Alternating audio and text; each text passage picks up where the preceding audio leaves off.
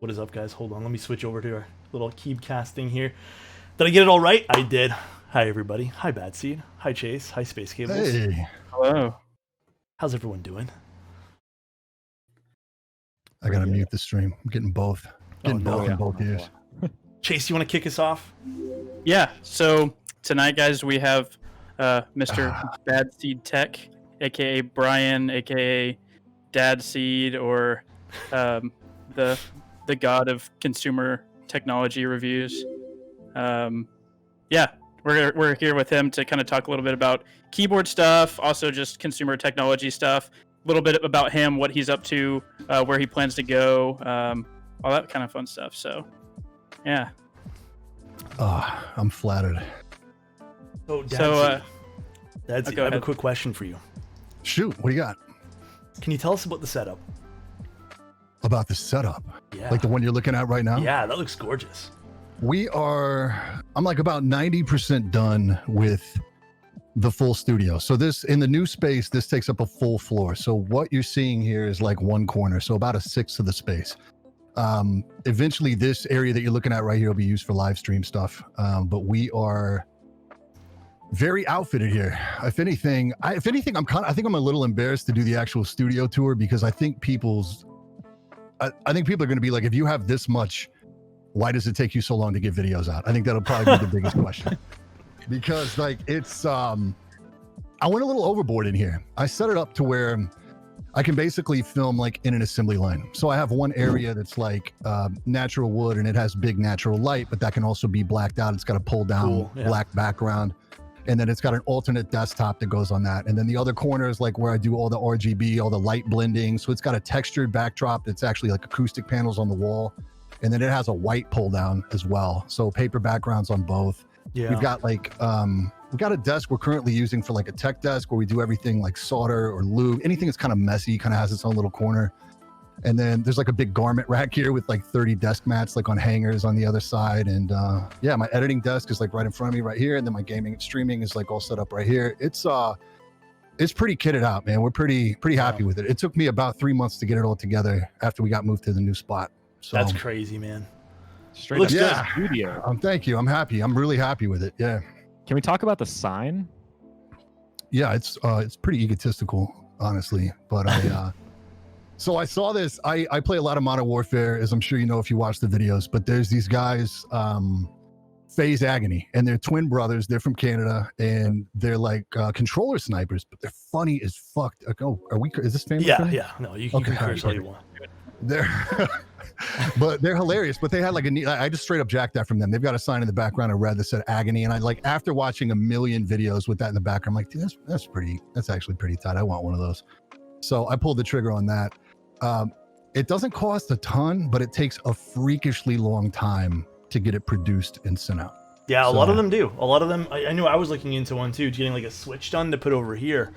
And I was looking into it, and some of the production times and like lead times were just like crazy. And I was like, so the craziest thing about it's not real neon, obviously. It's LED. Oh, that one there's LED, really? Yeah, it is. And you're looking at it right now at about 20% brightness. If you turn it up like all the way, it blows everything out on camera, but it looks like a real deal neon. Like you can light the whole room off of it, like it's some shitty dive bar or whatever. But the thing that's crazy is it's like a lot of cheap LED stuff, it flickers, like it rolls real bad depending on what camera you hit it with. And so I paid all this money for this sign. It was like $500, and like, so I paid all the money for the sign, and then I couldn't use it on camera because no matter what camera I shot it with, no matter what shutter speed, it just rolled and it looked horrible. And I was defeated. Similar, yeah, but like way more pronounced. It was like, it's super obvious. And so what I wound up doing was I found this Hollywood production company that specializes in these DC converters that make sure they have complete steady current the whole time. So what they do is they power up LEDs that they use on film sets. So the sign was $500. The switch that controls it was $120. Yeah, it's crazy. Even with a lot of like the camera and stuff like that, like too, you'll find like these little oddball parts that just end up costing more than some of your gear. It's crazy. Ooh, the zoom out. Yeah, once you get into pro stuff, man, it adds up quick. It hurt my feelings real bad the first time I had to pay like $100 for a battery or like $150 for a battery charger. Then I'm like, dude, I paid $2,200 for this camera. Why is it not in the box already? Like, why is this an add-on? Yeah, there's a lot of Sony with like that too, with some of the stuff that I've bought from them too. So totally feel you there. Yeah, it's a lot of that. So Brian, you were. Oh yeah, go on. Sorry, I was about to say that. I think Chase has some questions for you. Oh, I was going to say, Shoot. so you said this is a new space for you, right? You recently, within the last few months, moved here, correct? That's right. Yeah, top of July. We basically got the news that we got approved for Seattle right at the beginning of June. And the real estate goes so fast out here that it's like, if you get the nod, you have to go. So we got the nod and it was like, all right, you got 27 days to get here. And that's not like, I mean, you think about how hard it is to move if it's just like you know, like what it's like, you know, your TV and one setup and a bed and like you're good, you know? Yeah. When you have to like move your entire house plus shut down a whole business, because at some point you have to stop taking projects, stop putting reviews out. So I had to work to front load a lot of content. And then we literally packed up everything we owned into a 24-foot U-Haul and drove it 1,900 miles. Dang. Yeah. I don't know nothing about moving. I've been here my entire life. Everything I know is house? in these drawers. What part of Canada are you in? I'm in Toronto.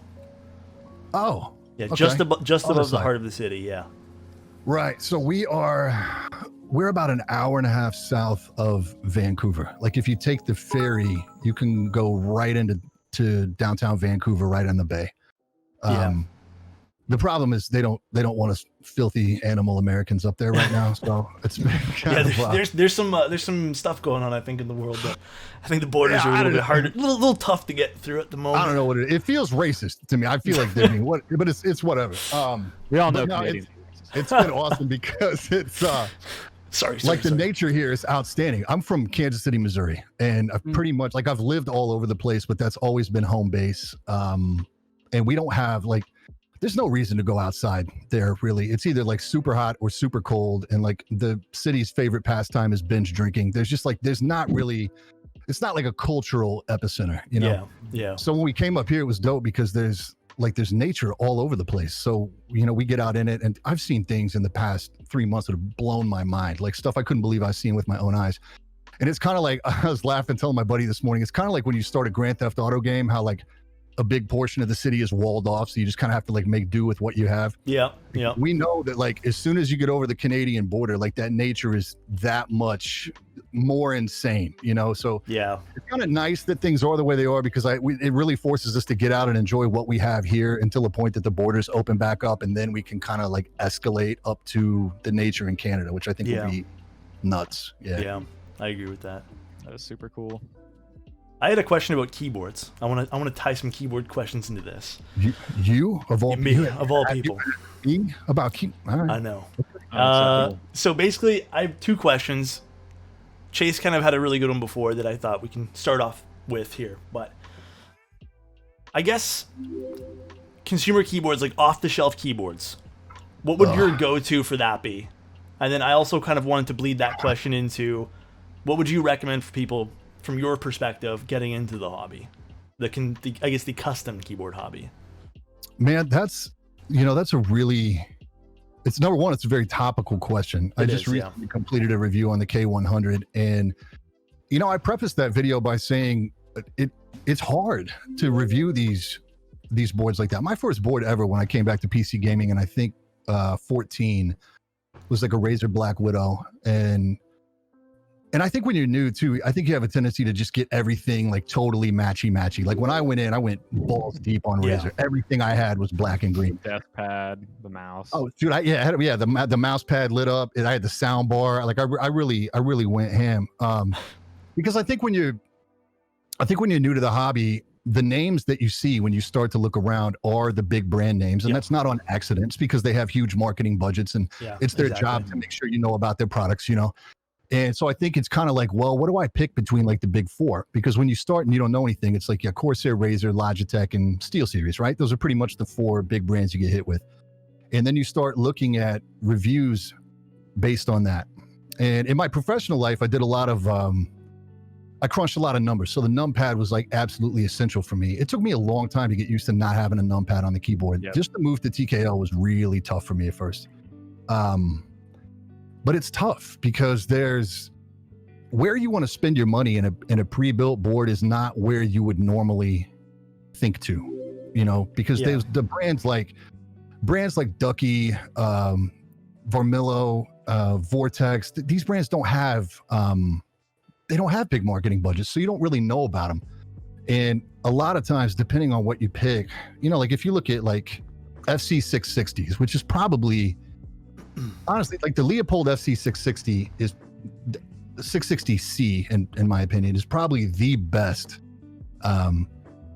pre-built you can get your hands on. But you don't know. And if you look at the price difference between whatever their MX variant is called versus whatever their Topra variant is called. $150. Yeah, but then you get to like the Topra side and you're like, holy shit, dude, like $240 for a key. That's crazy. The first keyboard I saved up for was that Corsair K70. It was RGB. I was stoked to get it. I think it was like 180 or whatever when it first came out. And I loved it. But what did I know? I knew the spacebar rattled, but I didn't know why. And I didn't know there were other space that didn't do that. You know what I mean? Yep. So it's hard. Off the shelf big brand stuff, we're talking about in the Discord today. I think it comes down to a couple of factors. One is brand loyalty, which I think people really don't. Once you get away from brand loyalty, like having everything match in your setup, you lose sight really quickly of the fact that other people are really immersed in that. There are people that will buy a Corsair, their flagship board, just because it matches everything else that they've invested in. That's true. In the IQ system. And the same thing with Synapse. Like Razer's Huntsman Mini. Is it a banger keyboard? No, not really. It's a pretty basic, too late to the party 60% board. But for that guy that had everything Razer, that was just like, why can't I don't want the Ducky because it doesn't match my shit. Like for that, like when he got that, somebody like that would be stoked to get their hands on that board. Yeah. Whereas you're going to grade it a lot harder if you have a background in custom. So it's pretty tough. I think that if you're going to start with a pre-built, my biggest thing I tell people when they want to get into mechanicals, and something you're going to be seeing in a lot of reviews lately, because like right now I'm working on the Drop Enter keyboard. It's their entry-level mechanical keyboard. Yep. And I'm having a hard time trying to figure out what the market is for a board like this. It's a sleek board, but it has a single color backlight and it doesn't have hot swap. So to me, this board is for somebody that wants a mechanical keyboard, but isn't going to experiment, because to me, it doesn't really qualify as an entry-level mechanical if there's not hot swap. If you can't access the stabilizers. Like there has to be some element where you can kind of get your hands under the hood and get a taste of what it's like to customize something. Because only after you do that do you finally look at full customs and go, oh yeah, okay, I get it now. Like, oh, different plates make different sound profile. Okay, I understand. Like, and then it kind of, then you know what it is. You fall down the rabbit hole and wind up spending. And I think that hits the nail on the head too, because the other day we were talking about, I think it was either last week or sometime earlier this week on the stream, we were talking about entry-level boards and all that kind of good stuff too. And I think that the best thing that anyone can do for entry level, and like for example, that board there makes it tough because it's not hot swap like you said, and I think hot swap's super important because that's one thing that I wish I started off with, so I can play with switches instead of having like, oh, here's a tofu that I soldered browns into, and it's okay. Like this is okay. Do I have to go spend more money now on a PCB? And at the time, I didn't know that I can just buy a PCB and plate. I went and bought a whole new tofu kit. Spent another $200+, right? So I think that's super important. I think having like a really solid hot swap board as a starter and experimenting, like you said too, is super important. That's why it's weird sometimes seeing some of those like entry level boards that they're missing a lot of features, and then you solder them in and then that's it. So it's weird. I don't know where those belong exactly in some cases. I mean, for me, when I'm looking at something like this Drop Enter, this is for the guy that has like a Mac. He wants something sleek, simple design language on his desk. Doesn't want anything rainbow color. Nothing that's going to hurt his chances of getting laid if he gets a girl back to his apartment. It's not like that kind of setup. But yeah, I agree. I don't really think it makes sense as a beginner, as an entry into mechanical, because like for me, my gateway keyboard was the Mass Drop Alt, because it at least like had enough it had enough functionality to, I mean, you can take it apart with 7 screws and get your hands in it and start to understand how it works and Agreed. start to solve some of the mystery. And I think that that's probably the most important thing. But it's, you know, it's really hard with the gaming boards, because what you get is ecosystem integration. You get loads of RGB, and while that's not important to a lot of people, it is important to some people.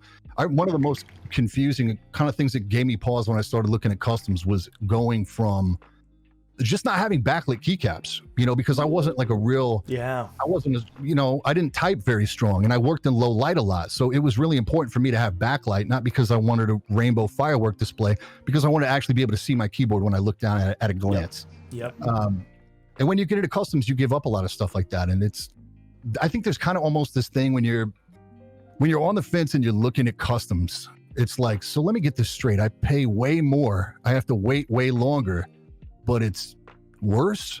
And I think that's an emotion people go through initially before they really start to research and kind of understand the 360 of how it all works.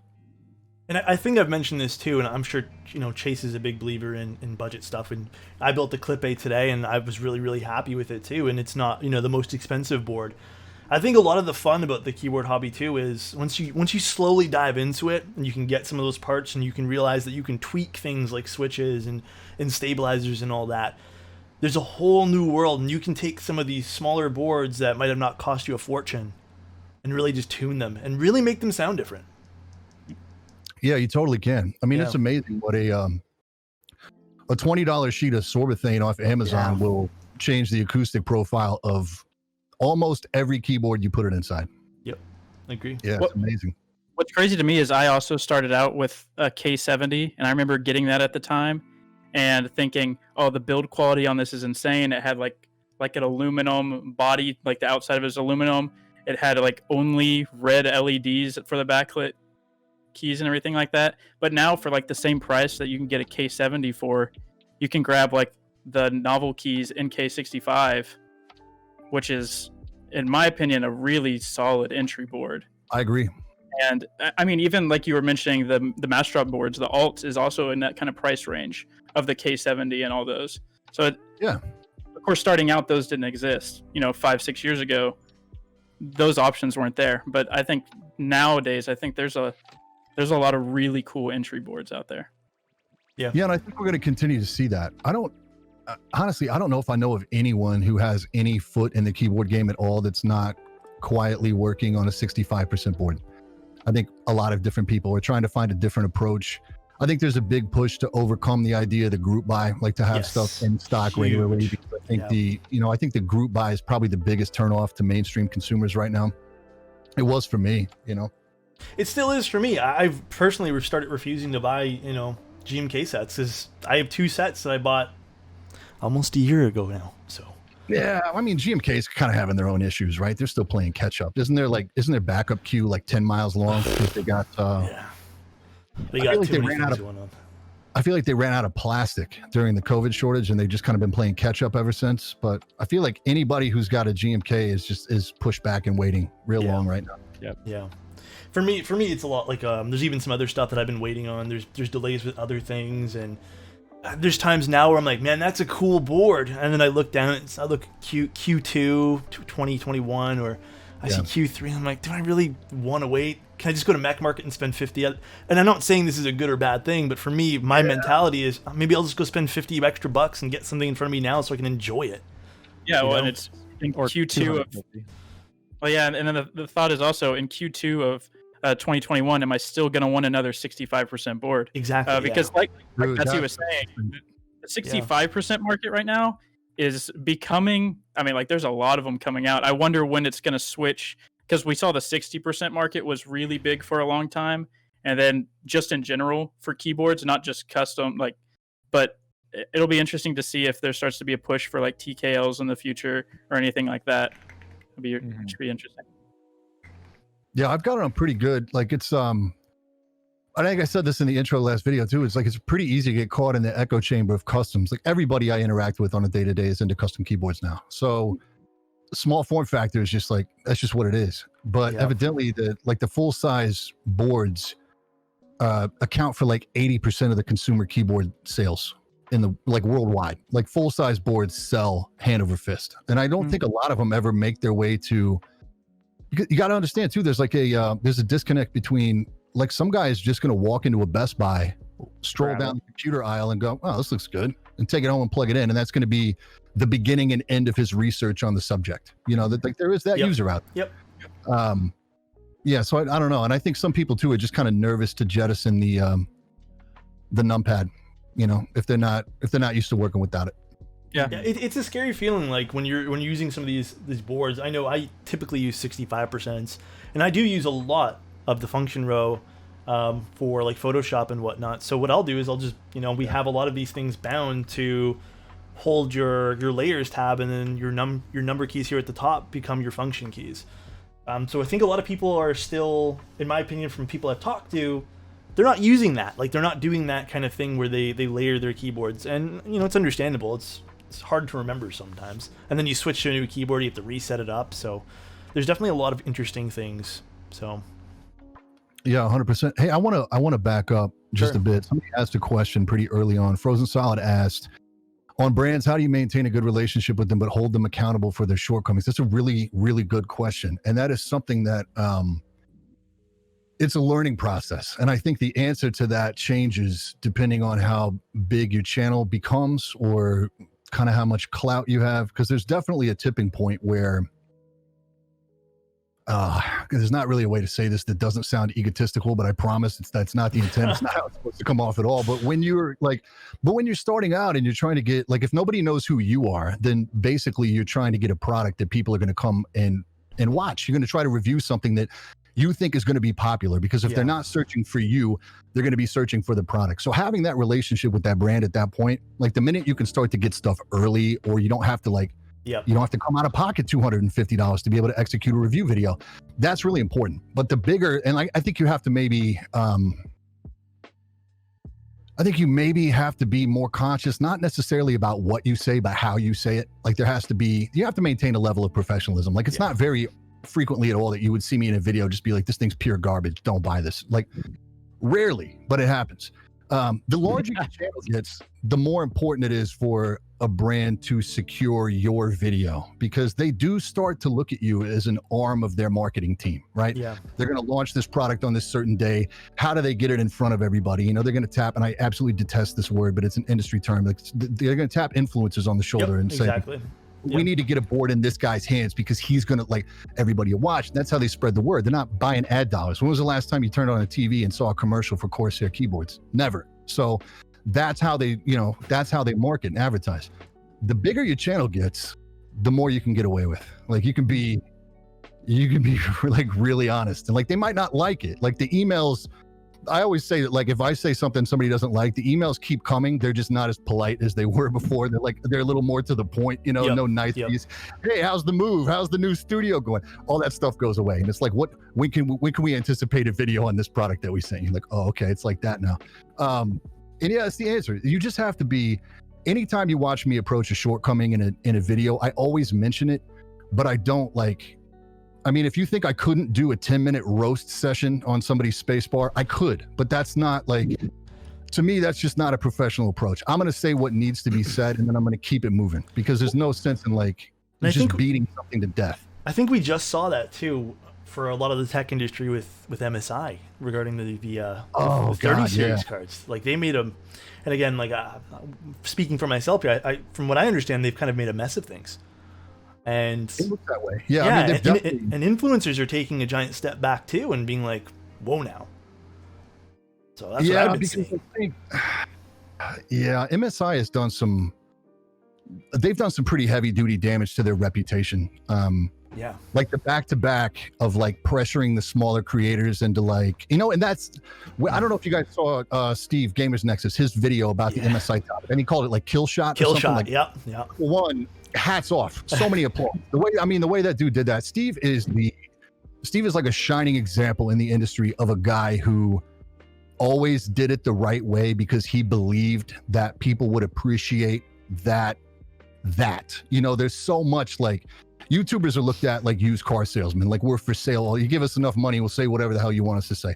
Not everybody is like that. There are some dudes out there that's unfortunate that they kind of throw that shade on the whole industry, but every guy I talk to behind the scenes is really just trying to do the right thing most of the time. So for Steve to come out and do a video like that is amazing, because brands do that to you. If you have a like if I have a big problem with a product, I'll always like reach out to the company and be like, hey, help me understand how this works, because evidently there's a disconnect between what I'm seeing and what you're intending this product to do. Like maybe I'm missing something here, right? Yeah. And there's two different ways that companies will handle that. Number one, they'll explain it to you and then leave you alone to go do your review.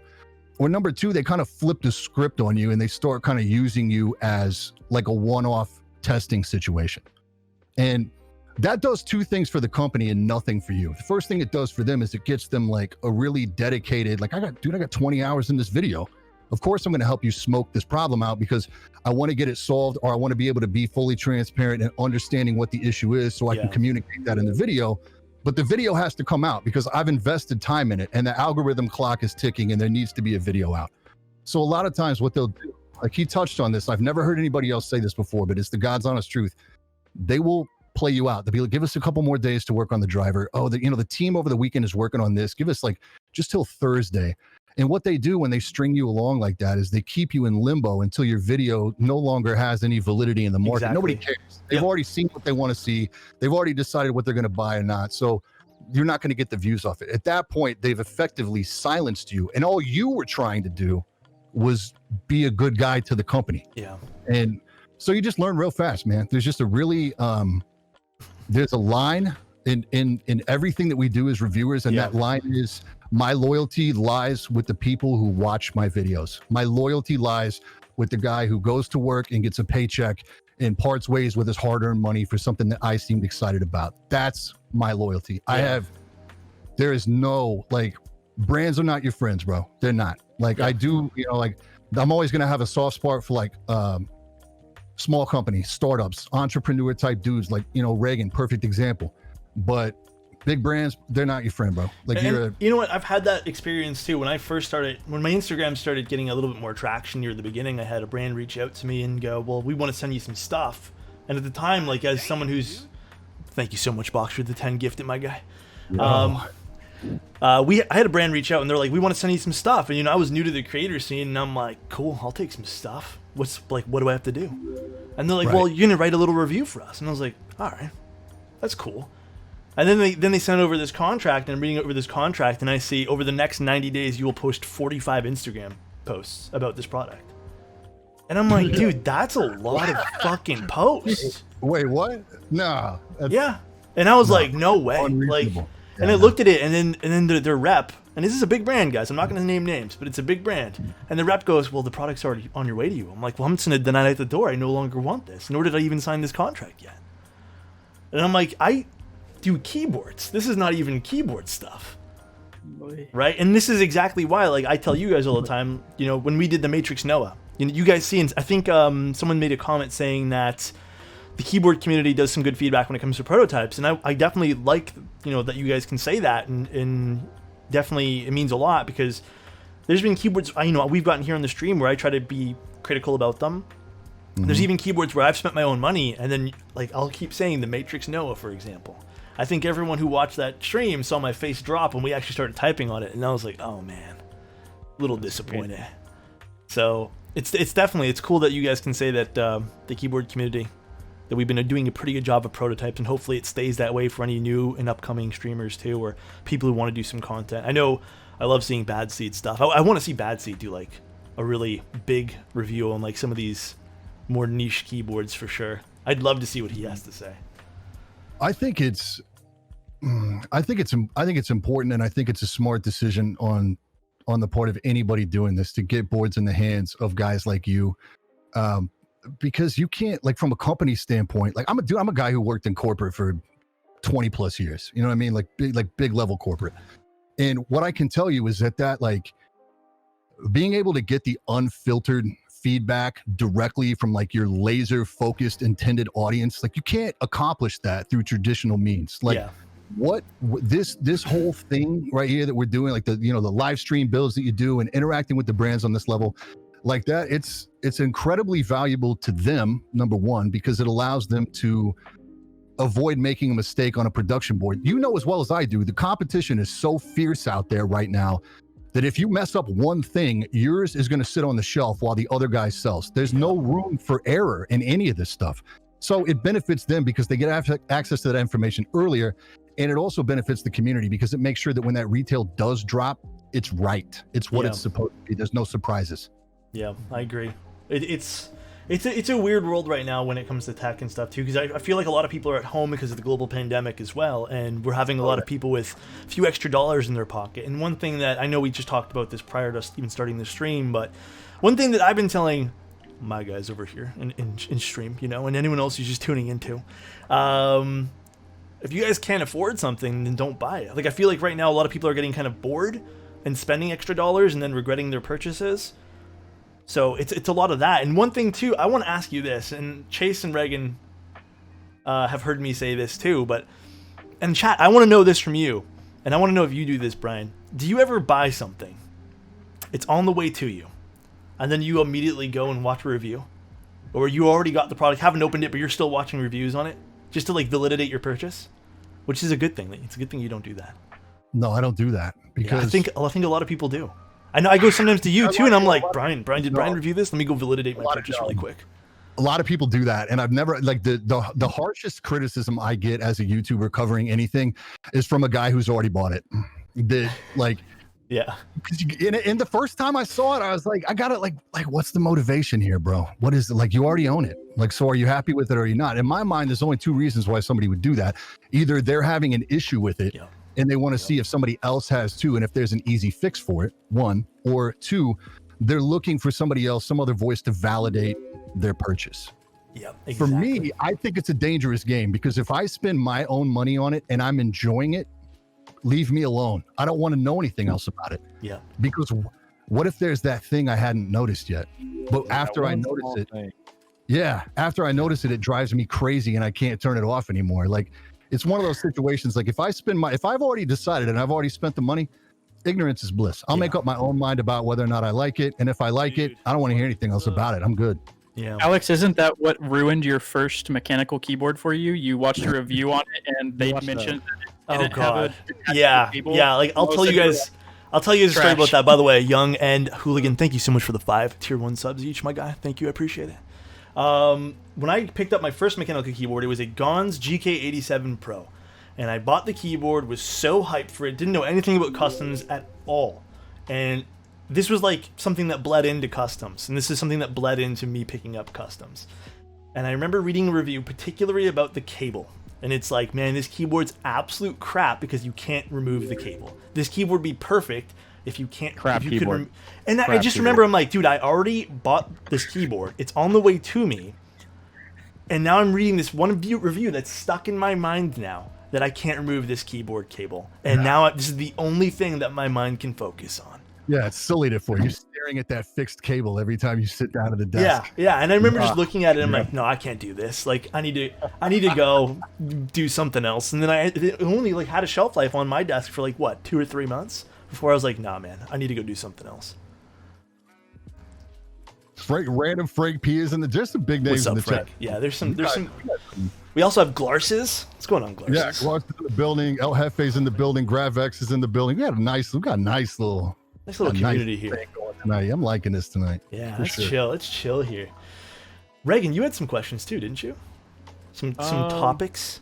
Yeah, I just had some some random things. Yeah, so I guess we'll just jump back into kind of discuss like tech and YouTube and stuff like that. But what about BadSeed Tech, man? What is BadSeed Tech and like how did you come about that name? Like, why not Good Seed Tech or Seed Tech? Like, why is it bad? What's so bad? I mean, I mean, honestly, I feel like I wasn't nearly as nice of a guy 5 years ago when I started the channel. I never really understood you go through some things, man, when you decide to do YouTube full time, because you are. I don't think there's very many arenas in life where you can like really spend like hours crafting and creating something and then like hand it to the world like your baby, and then just have people either like praise you for it or just completely tear it to shreds, like right in front of you. And you have to develop thick skin you know, Yeah. and you also have to develop the idea that like people are going to say things to you in the comments that they would never walk up and say to you in real life. Oh yeah. And you Oh, also yeah. have to learn that there's a diplomatic way that you have to handle that. You know, you can't just like spaz on everybody who's in the comments. Like you have to learn to be more mature. The bottom line is like it forced me through a lot of growth, man. Just like in terms of like learning how to handle myself professionally, learning what makes compelling content for people, really focusing on the work of making the content. I think when I first started, I started in like the summer of 15. And I did okay. I was really consistent. I did like a video every week. I spent way too much money and I loaded up a ton of credit cards. If anybody's watching, don't do that. Like it took a long time to get square. I'm happy to say that everything here is paid for now. There's no debt associated with what I do now, but that wasn't the case for 3 years. YouTube makes $0 until the day it starts making money, and then it starts doing pretty well. But yeah, I mean, honestly, I just think that I was a guy that like gaming wasn't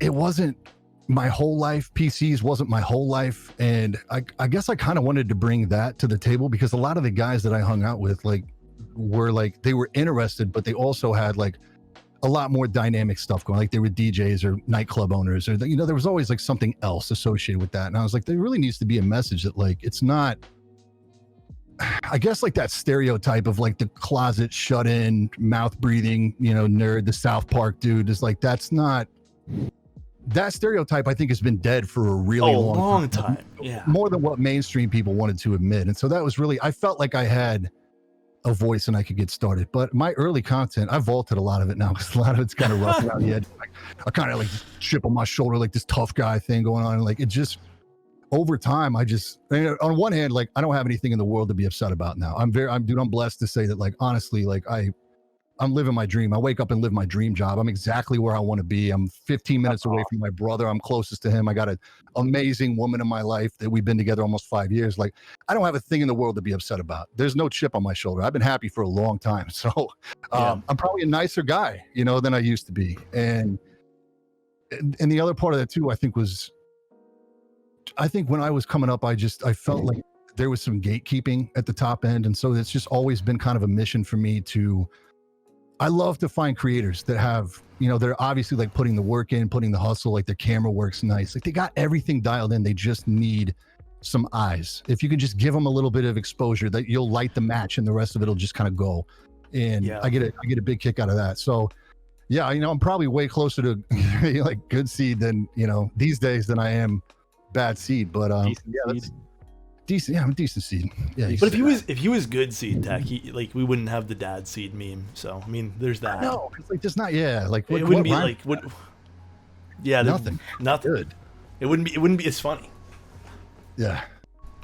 And if you guys do want to know, if you guys are watching this and going like, man, which I'm sure everyone here has heard of Brian, but if you type in !dad seed, it links you to his YouTube channel. If you guys aren't subbed, go check him out.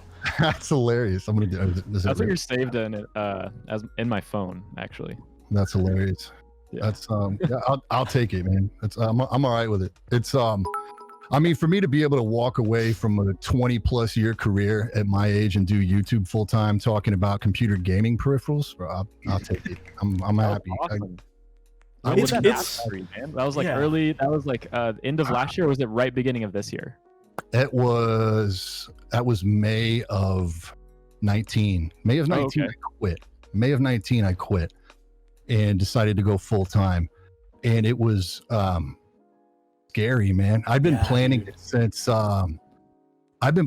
since January, I think. And it's one of those things where you're like, you know, you have like some savings goals and you also want to like whittle down your monthly bills. So, like I paid the truck off. That was a big one. I wanted to make sure that if we got caught in a bad spot, I didn't have a lot of overhead that was going to bleed me out, you know? Mm-hmm.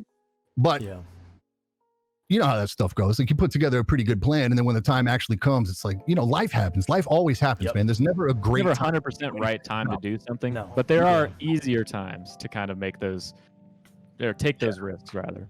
So May of 19, I decided to pull the trigger. And it was, my last day was like 7 days before my birthday. And on my birthday, I hit 50,000 subs. I left a career.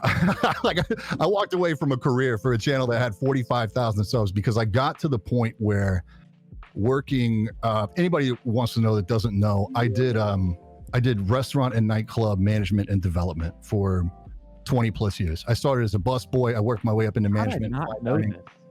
And from the rest of the time out, I basically worked in for different nightclub operators nationwide and different restaurant operators nationwide.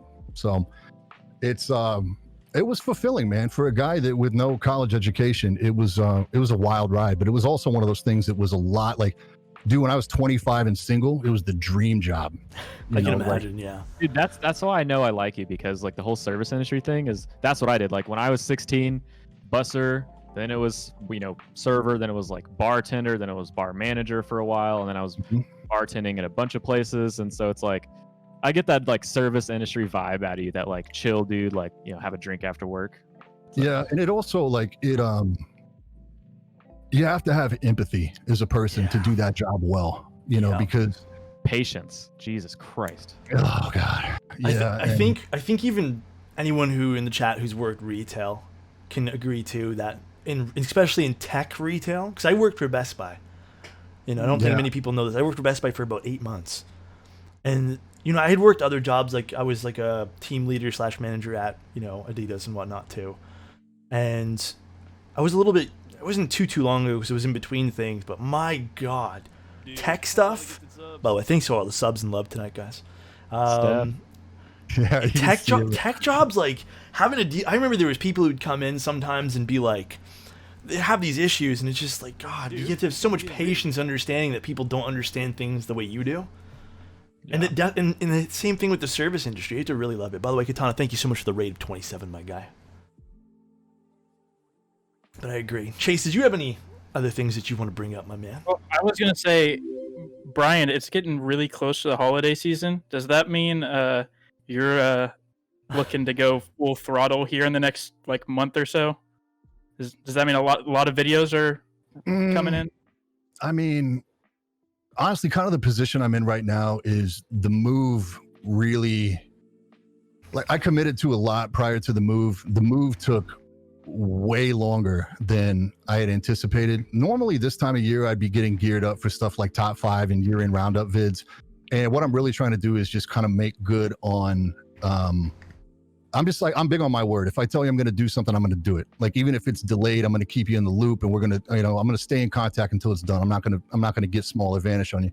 So a lot of it right now, whereas right now, normally I would probably be working on some year-end stuff that was going to be kind of like an affiliate link farm going into the holidays. Cause the Black Friday money and the holiday sales money is real. If you develop content around stuff like that, because especially like this year, man, like a lot of people are going to be doing the vast majority of their shopping online. Yeah. And so you're not going to have that knowledgeable Best Buy employee you can talk to when you'd walk in somewhere. So I think the review channels are going to I think they're going to see bigger traffic this year. I think affiliate sales are going to be better this year, as long as affiliates like Amazon don't stop squeezing us to death on our affiliate percentages like they have been doing. Mm-hmm. Best Buy especially. If you're in the chat, Amazon, listen up. Yeah. Joe, if you're in the Jeff chat, Bezos. Best Buy. If there's anybody from Best Buy in the chat, is going to report it. Just tell me where you are. I just want to talk. It's not a big. We just have to talk about this affiliate percentage because it's horrible. Tell me where you are. I don't know if I'm allowed to share this, but I'm going to anyway, because that's why you guys come out, right, for the behind the scenes stuff. Yeah. So Best Buy's affiliate agreement right now is 0.5 percentage point on anything, provided that the person has never shopped at a Best Buy before. If they have an existing account with Best Buy, your percentage is 0%. So they're only paying you if you're bringing new customers in, and they're only giving you 0.5 point. It's brutal. That's terrible. Terrible. Yeah. I think we need a petition. Yeah. Yeah. It's it was one of those things where I got it. I was like, oh, nice, Best Buy. This thing's gonna rake. And then no, it does not at all. You see $20 at the end of the year, all right. One new customer. Woo. Crispy. That one guy who just hit of age to shop on his own. But it's crazy because this is gonna be and I think me and Reagan, we kind of started at the same time, literally the exact same time. I don't know. I think last year, Reagan, our holidays were a little bit different. than maybe our holidays coming up this year. Yeah. Way different. So I want to see, even in the keyboard world too, what that's going to mean. Because again, this is going to be my first holiday where I'm fully, head down into keyboards. So I want to definitely see where that's going to take everyone. Because last year I didn't really buy much during the holidays for keyboards because I didn't really know what was going on in keyboards. Yeah, Right? we were pretty new though, still around holiday Yeah. season. Like, Yeah.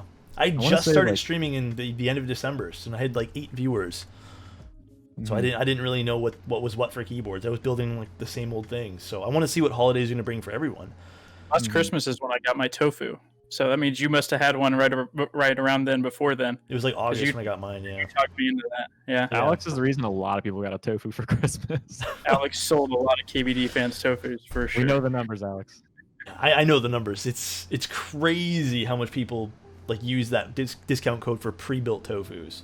Crazy Yeah, like, how many his people use website it. ranks like, what was it like? It's just extremely high when you search all that Oh, stuff. tofu like, the keyboard. webpage. Yeah, like my Yeah. website, the little review thing that I have there, like it's like number 2 or something. It's right Like below two, KBD fans. Yeah, right below KBD.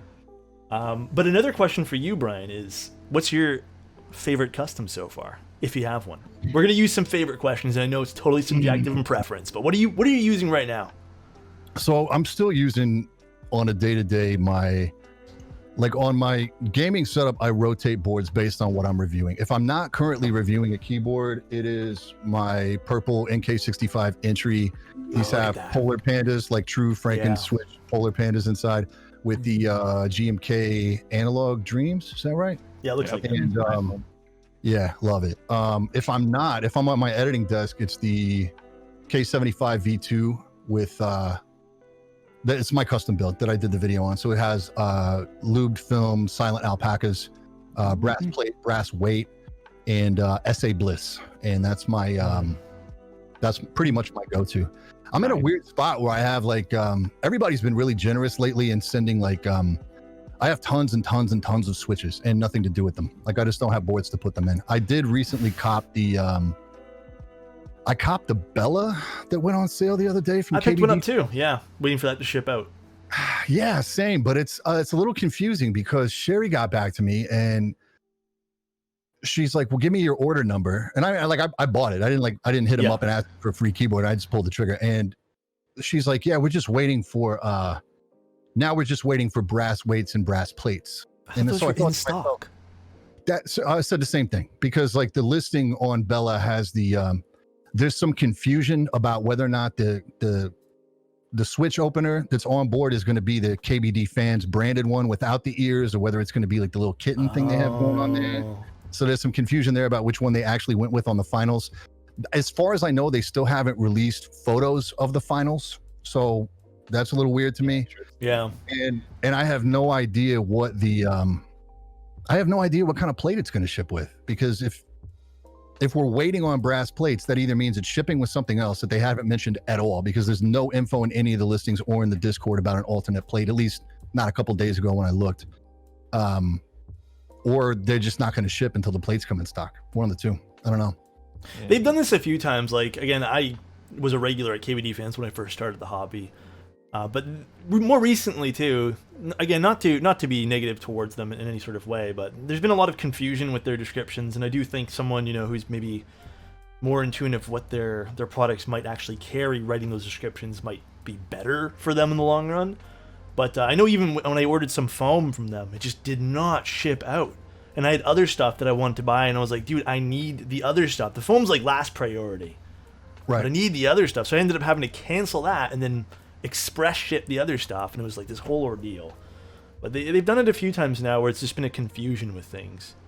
Yeah. And I think everything about that kind of thing is just another element that kind of turns people off of customs. And I think it's really hard to catch stuff in stock. Their wait lists are like, I didn't get it. Like there's like 8,000 people on the Bella wait list, Oh, but I'm pretty God, sure yeah. if you go online right now, it's like still in stock for the ones that are shipping, which means either people wanted a different colorway or they want the hot swap versus the solder board. Cause I think the only ones they had in stock was like black and gray and solder. So, I mean, I have that board coming and I'm waiting on, I bought into Cyber Voyager. That should be, I don't know when they're Soon, gonna I think those just got into the hands of DHL. I work a little bit closer with with the guys at Gray Studios. So I believe that just got into the hands of DHL. So we should be seeing that soon. Yeah. Which Got is one. yeah. Only regret with that is that I went with the EVA 01 colorway. Why is it? Wait, do a review. Why are you regretting it? Because I got that too. Because it's going to be such a long wait for the matching GMK set to come out. Like the board is going to be in our hands at this point probably a year before we see the caps. And there's just not a lot out there in the way of like dark and purple. I think GMK True Love is out there, but I don't know how good of a match that's going to be with the caps. I'm like scratching my head thinking, what am I going to put on this thing when it shows up? And I have no idea right now. Something black and white even. I think even like that might look okay. You could do that, but I'm kind of kicking myself in the ass for not going with a more I don't know, easier colorway to match for some of the sets I have. I have some really nice sets in house. I just don't have anything to put them on right now. I've got a lot of stuff from TKC. I've got their Hive set, black on white, and maybe Bread. And then I just got GMK Phosphorus the other day, which is love it. I missed that one there. Oh, dude, I swear, like somebody asked me, like, what would you do if you did your own keycap set? Like what colors? And I mean, it would basically just look like GMK Phosphorus. I might like do a two-tone, might do like a darker gray and then like the lighter gray. But I mean, at the end of the day, that like cyan, that teal, whatever you want to call it, they nailed that color, man. It's so nice. There's a few sets I've been like itching. Like I'm still waiting for Future Funk. Cannot wait for Future Funk. Oh yeah. Yeah, that's going to be a neat one too. There's stuff, it's been so long I forgot about it. Like somebody said GMK Dracula to me the other day, and I was like, oh yeah, Dracula. Like where are we at with that? Like it's because I feel like that's been You're in on that one too. By the way, Box, thank you for the 55, my guy. I appreciate that, my guy. Appreciate it. Love you, dude. But no, there's even GMK Darling I'm still waiting on. I mean, it's a pink keycap set that's based off of an anime called Darling and the Franxx, and I'm still waiting for it. Like I have boards like that I planned that build around that are just sitting there unbuilt. And then I'm even waiting on there's been some other ones too. So I got a Schrodinger Cyber Voyage. So Lord knows what the hell that's going to be. I don't even know what color I'm going to get. So hopefully it's something good. Oh, you got the mystery. They got the mystery color, man. Interesting. Ballsy for that. Yeah. One. They sent me. I got a prototype of it, and I was like, you know what? That's cool. I can mix and match if anything. And I was like, you know what? I still want to show my support towards the company, so I picked up one regular price, and I was like, all right, let's just go random. Let's see what I get. But if I get something so out there, I'm definitely gonna make something interesting out of it still. So I think probably if there's I gravitate towards the Gray Studios a lot. If there's one board that I missed that I'm pissed about is I mulled over the color selection decision too long on the Think 6.5 V2 and I missed it. It was close. Yeah, dude, and I don't, You know what though, Brad? I actually ordered a whole bunch of those. Nice. So if you end up actually I ordered more than I need because I wanted to mix and match colors. So if you end up wanting to build them, how do we get on the Alex Soto's friends and family list? Yeah, I can't believe you just announced that. You're gonna get beat to death with people like, yo, I'll buy one. Yo, I'll take one. I already get that though. I'll build a prototype and then they'll get like 3 emails. Like the day of, and it'll be like, "You want to spend? Can I?" Oh, with the video, dude. Yeah. What do you do with all those boards? Like, I don't know. All sitting in the cupboard over there, and I got an email today, and it was like immediately, it was like, "Hey, saw that you built the clip A. We'll send you money for that clip A." I'm like, dude, I haven't even got to use it for more than 24 hours yet. Yep. Like, please. It's hard, man. So Moon Tower looked good too. I don't care how much time goes by. I think there's just always something really attractive about a frosted polycarb. Yeah. Simple angular board. I think that's why the tofu just wins all the time, because I don't care how many times I see it when I'm scrolling Instagram and I see a picture of one sitting in a real nice setup. I'm always like, damn, that's clean every time. It's nice. It's a nice board. Like they did a good job of just capturing like something minimal, and it's not out of this world pricey too. You can pick up the case for $88. You pick up a PCB. You can have some fun with it. At the end of the day, I think if you build a completed tofu kit, it's what, $250, $300 max.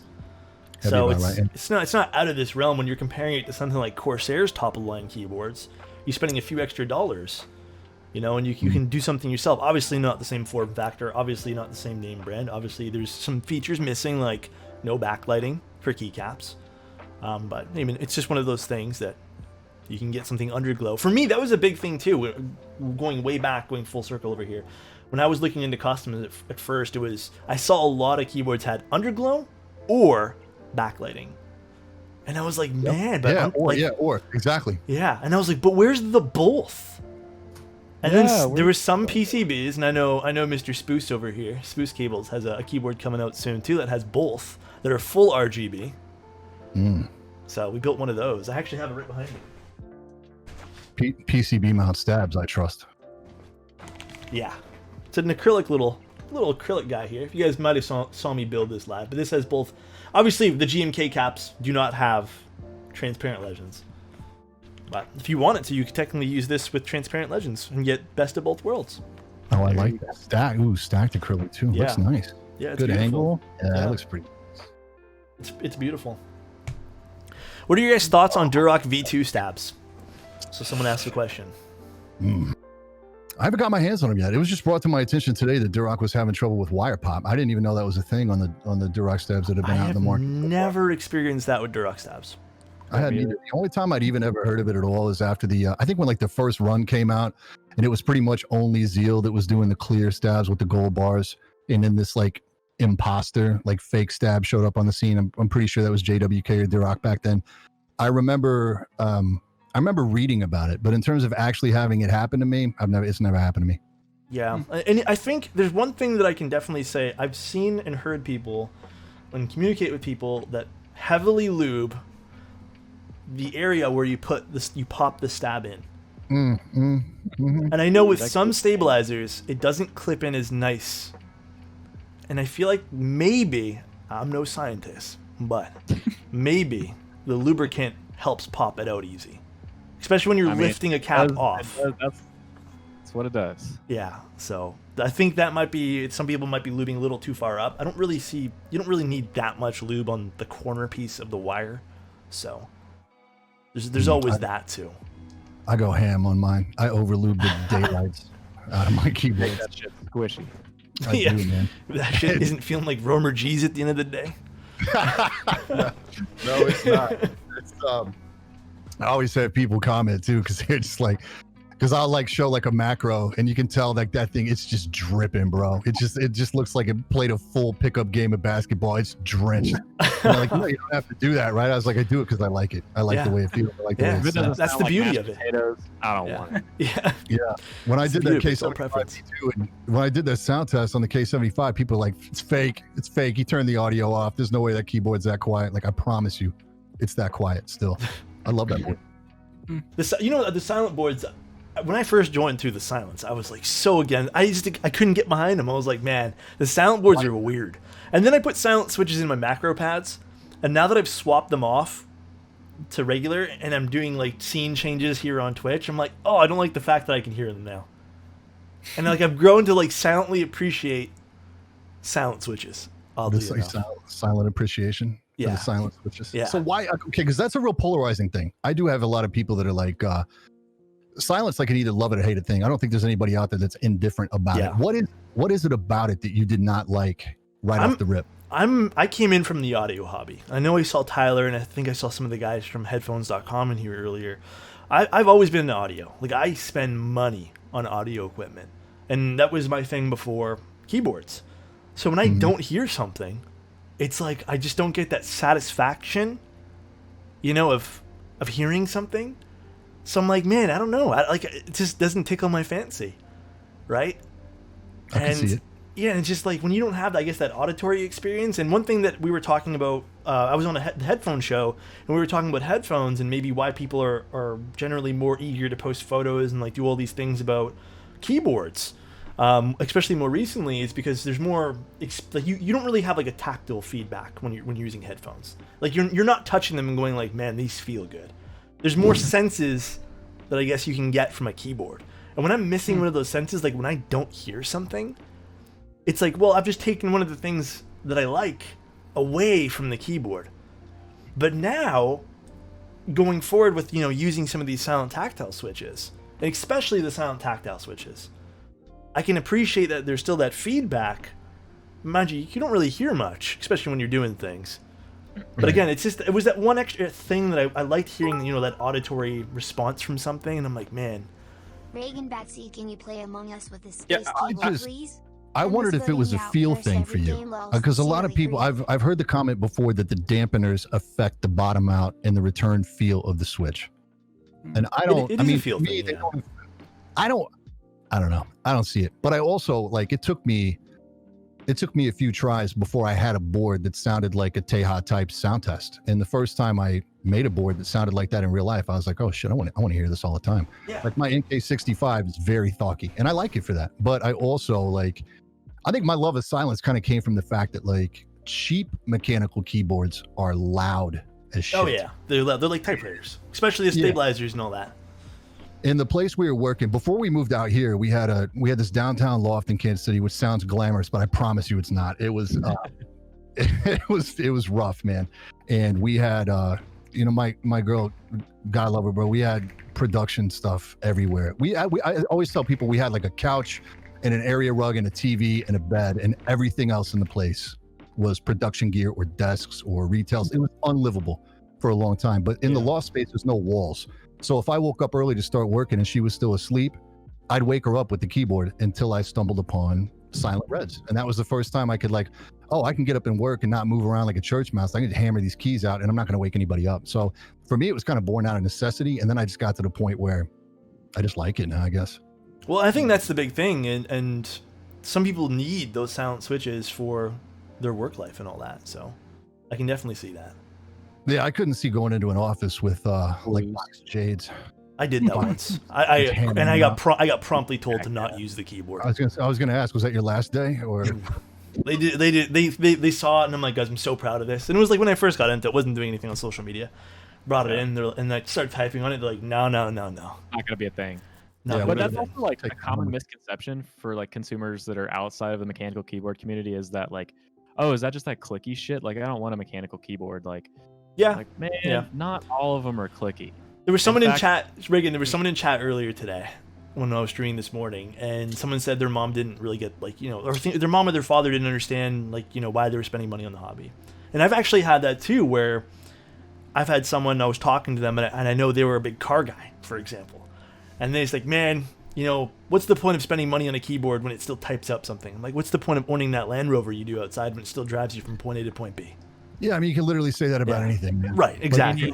Did you play golf? Did you really need that $700 driver? You're just hitting the ball at the end of the day. Yeah, it's whatever. Fly fish. It doesn't matter what you're interested in, man. It's like everybody's got their hobby and their thing. Exactly. You know who actually, it's funny, Chase, who called me out? I was explaining the concept of I think at the time it was a Rama, and I was going over it, and I was like, oh yeah, it was $500 when I got this last year. It was Brandon at Yellow. We were in his $85,000 Camaro, and he's literally driving us, and he's like, wouldn't spend that much money on a keyboard. And I'm like, I'm like a douche. I was like, come on, man, you have your car right here. I don't know, people spend money on whatever makes them happy, and I think a huge thing too about it is what's normalized. Having a nice keyboard isn't normalized, when you're bringing your keyboard around. Yeah, it's odd. So, and I think that's the cool thing, and that's why I'm a big fan of the community behind keyboards and stuff too. Obviously, there's always going to be bad parts of communities and shitty parts where nobody wants to deal with, and we just kind of keep our eyes off of. But I think it's really cool what the keyboard hobby's done, and how it's bleeding into mainstream stuff now too. We had Teja build something for Tfue, which was really cool. That was wild. Yeah, I gotta tell you, man, I've been fortunate to my content has straddled enough lines to where I've been exposed to a lot of different communities. I find myself so lucky that I don't do AMD versus Nvidia, AMD versus Intel, that I don't do that type of content because I was talking to Jeff from CNET the other night, and he's like, we do so much Xbox, PlayStation 5 coverage, and he's like, he's like the comments, and I was like, dude, I can only imagine. Console I can honestly say that yeah, the keyboard community by and large is one of the most polite, open, accepting communities out there, bar none. There's really an understanding of every aspect of this thing we do is subjective, Build what you like, use what you like, get the colorway you like, and nobody like. I've never really seen a lot of like people sweating other people for it. Like, oh, you like that switch, you're trash. Like you just don't. I just don't see a lot of it, and in that way, like it's really rewarding to make content for the keyboard community, man, because it's just like I like the vibe a lot. And I think when we do see some of that toxic stuff in communities and whatnot too, like the actual, not the meme stuff, not people joking around about, you know, certain switches, like when I joke around about Romer G's or when Glarsis jokes around about Cherry MX Browns. Is he joking? Is he? I don't know. You know, he made a really interesting point. He said that maybe one day someone will find out that he's been shitting on MX Browns, so he stockpiles them.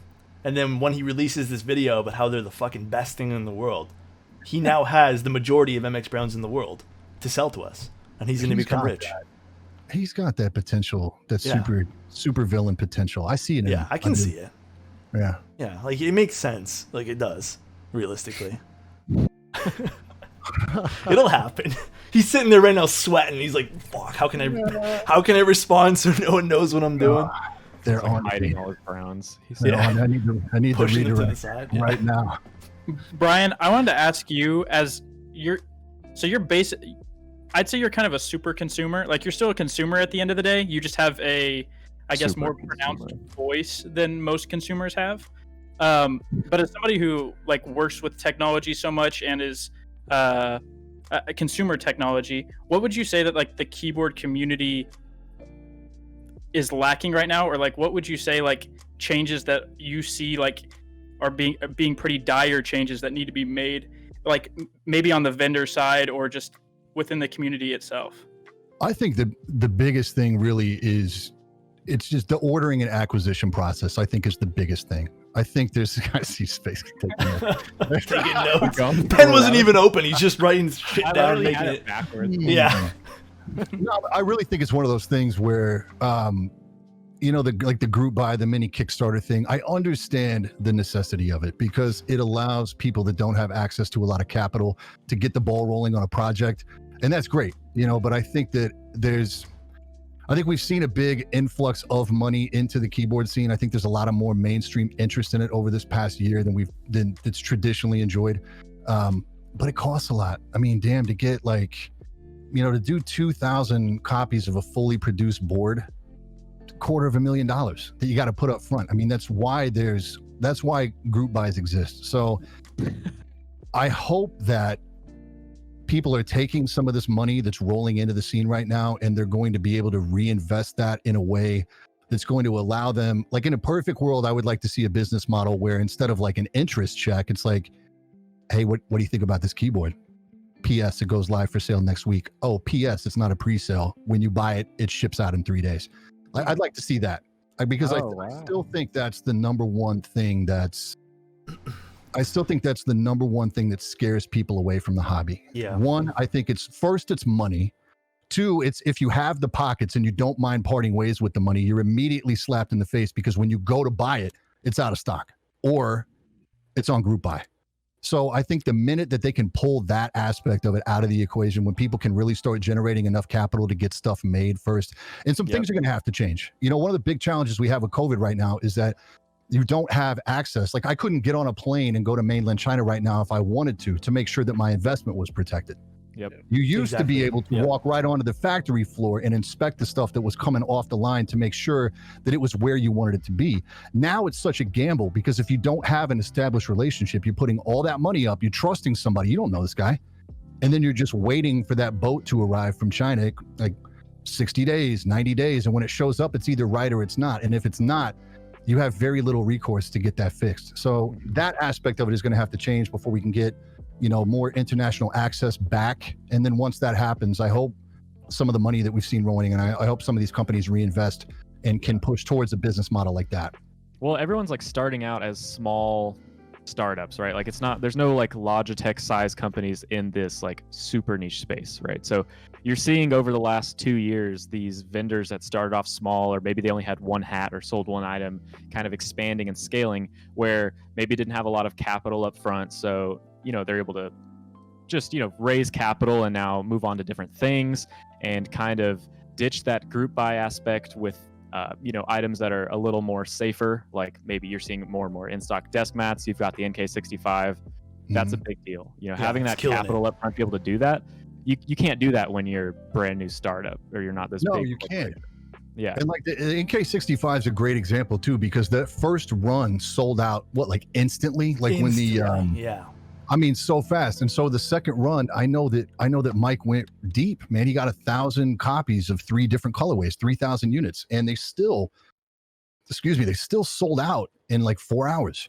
Yeah. And I mean, ideally you want to see him sell out, but you kind of like it to be a few days. So that if somebody wasn't finger on the trigger, watching the tweets, they still had an opportunity to buy. But Yeah. I think that just speaks to the fact right now that there's so much more demand than there is supply, literally. And I think that creates some potential problems too, because I think products are getting rushed to market really fast, because there's kind of a sense now that if you can get it to market, doesn't matter what it is, somebody will buy it. You don't see keycap sets sit unsold. Rarely. There might be a couple Mito ones on drop that are still sitting there gathering dust, but for the most part, you don't see that. Switches sell out almost instantly. Doesn't matter what they are. People just want new.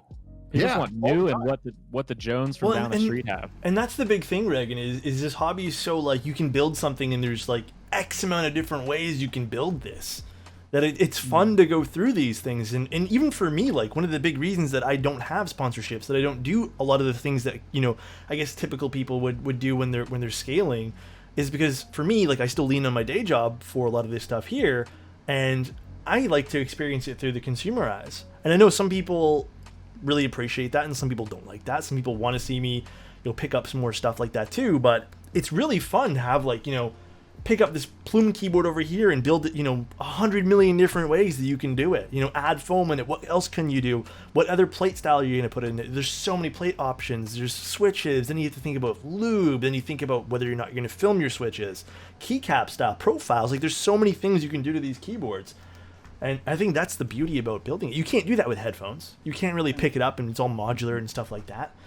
Mice, slightly. I mean, there's some mice. There was that mouse that you can kind of take parts.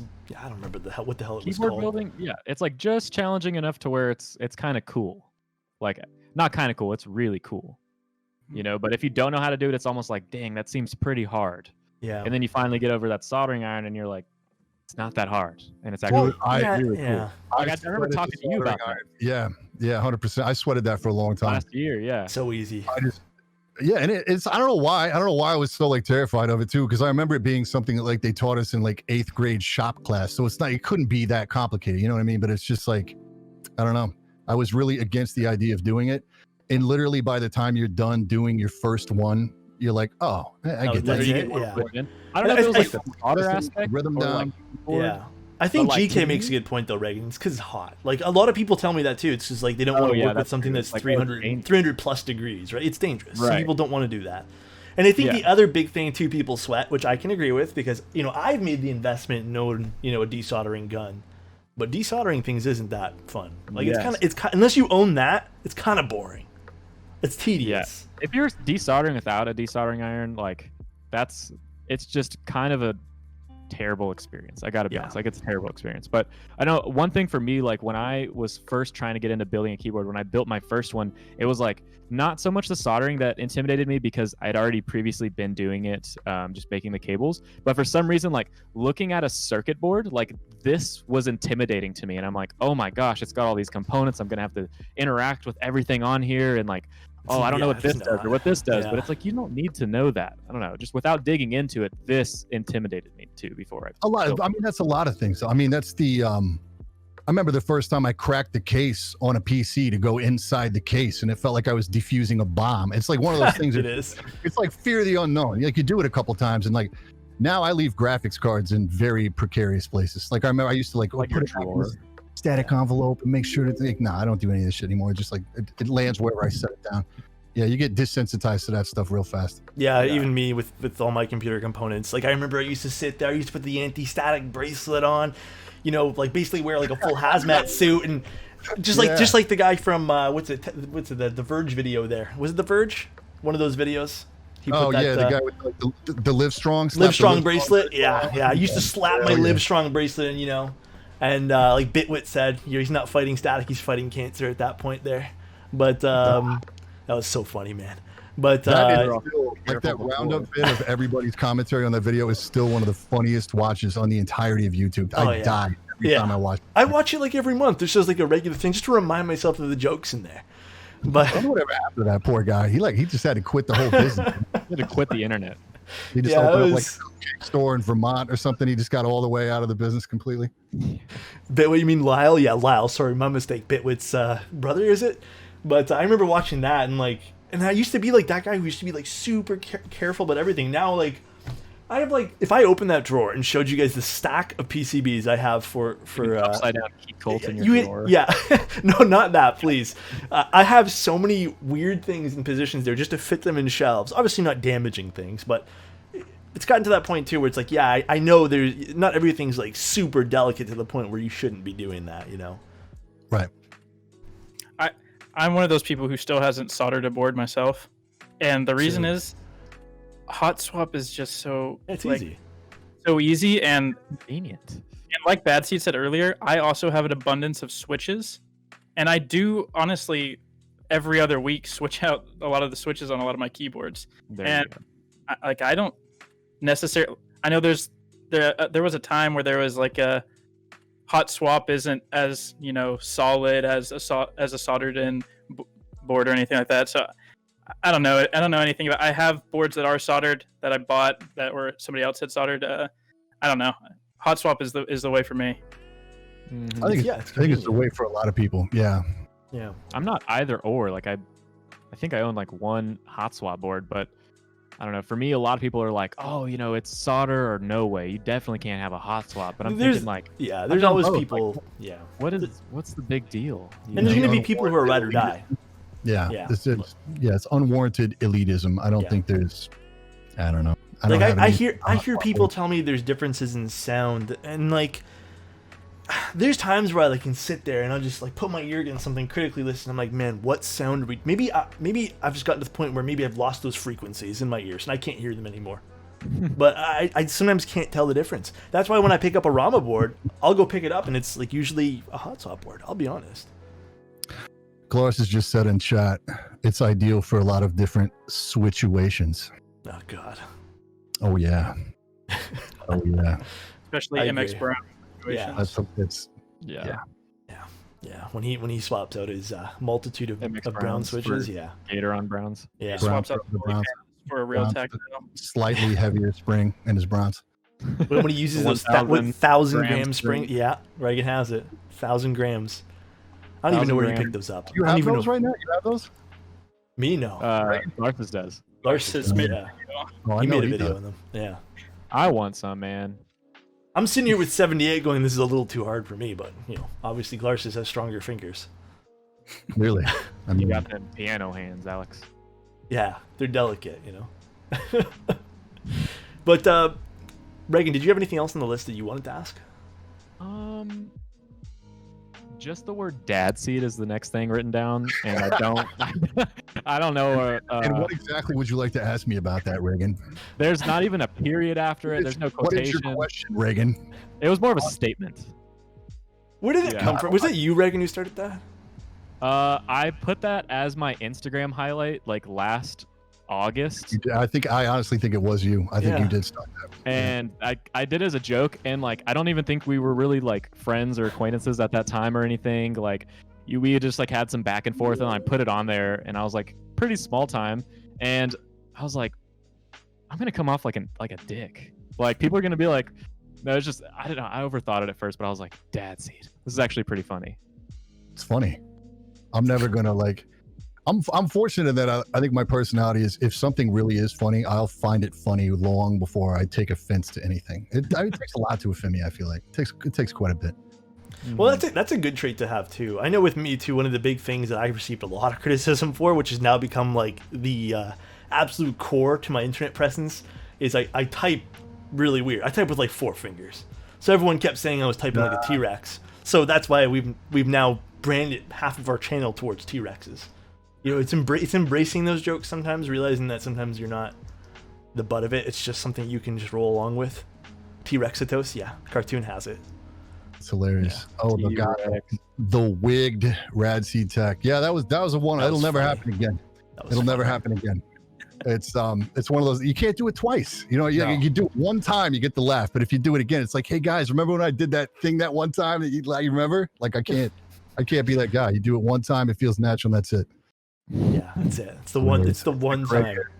Yo, a lot of people don't realize this, man. This beard was gray long before I was old enough for it to actually be gray. I get asked every once in a while. I have a skin condition where I just lose pigment from like everywhere. You know, I'm fortunate that it's not really like in any big patches on my face yet. But yeah, that was a big reason to growing the beard, is that I lost pigment like under here. So a lot of like this stuff that was white was like actually like white or gray long before it was like age or stress. Salt and pepper going on. The beard looks Yeah. good though. It does, dude. I Okay. gotta say. And speaking of that, is there Are you going to segue into? Perfect segue. brought to you by a new potential product? Do you want to start that off, man? Yeah, I'm not going to say too much about it. All I'm going to say is, I, for whatever reason, the channel really turned the corner for me after I grew the beard. And in any video you pull up, you'll see a multitude of comments about it. And so after a while, it was like, where do I go with this? Because you can't, like, if you don't know my business angle, like I do a lot of sponsored stuff, but I don't do sponsored stuff from like, I don't take money from Logitech or Razer or Corsair or whoever. I like, if I'm reviewing your products, I'm not taking your money for advertising, because to me that, you know, I'm sure some people can do it and that's fine. You have an editorial side over here and your ad sales over here. That's fine. I just think it's not the best optic. I just don't think it's the best look. I think that it's hard enough for YouTubers to do what we do, especially reviewers to do what we do and not be accused of being on the take or kissing brands' asses. I think it's hard enough to do that. So I just personally, I choose to not do anything that's going to further that optic, that image. So I leave that alone. So when I started thinking about like, what can I bring to the table? The answer wasn't immediately like, you know, it wasn't tech related. I wanted to do a beard care line because I got asked a million times, how do you do your beard? How does it work? So that's what we did. We've got, I've got an oil coming out. I think we're going to launch November 1. It's already done. Retail units are done. We did them all ourselves. We did all the stuff in-house. It's not anything that we went out and white labeled. We didn't like contact, a formulation scientist to do it for us. Like we did the research. We learned, I know so much about how different oils affect the male body and male hormones and all. I know way more about that than I ever thought I would. So we did an oil and it's the shit. I mean, it smells amazing. It works great. We've been through so many different formulations before we landed on what we wanted to. So yeah, we'll launch that first and we'll see how it does. If it does well, there'll be some other products right behind it. We're currently in formulation on a couple different things right now. So That's awesome. You guys know what this means, guys? Sorry to interrupt, Reagan. No more asking me to put Krytox in my mustache, please. We're No more. all switching to lubing with BadSeed beard oil. Yeah. oh man, that's the video right there. Yeah, I'm literally I've called dibs on first one doing that. By the way, I'm doing a video switch lubing with this beard oil. We're doing it, man, straight up. I'm down. Let's do it. Yeah, It's gonna smell terrific. I don't know how Quinn would probably do it. I I'm don't still know gonna what buy it's it. gonna sound like, but I can promise you I'll have the best smelling keyboard lubricant in the market, bar none. Krytox won't hold a candle to how good this stuff smells. Yes. Promise. I can picture Clavier going on stream one day, zoomed into his face, just like, bro, I'm gonna fucking lube these with fucking BadSeed oil. Just gonna fucking lube these right. He did it with It needs pizza to become a grease one meme. time. Yeah, I've he did it never with pizza actually grease. seen Keyboard smell test. I've never seen Clav's face before.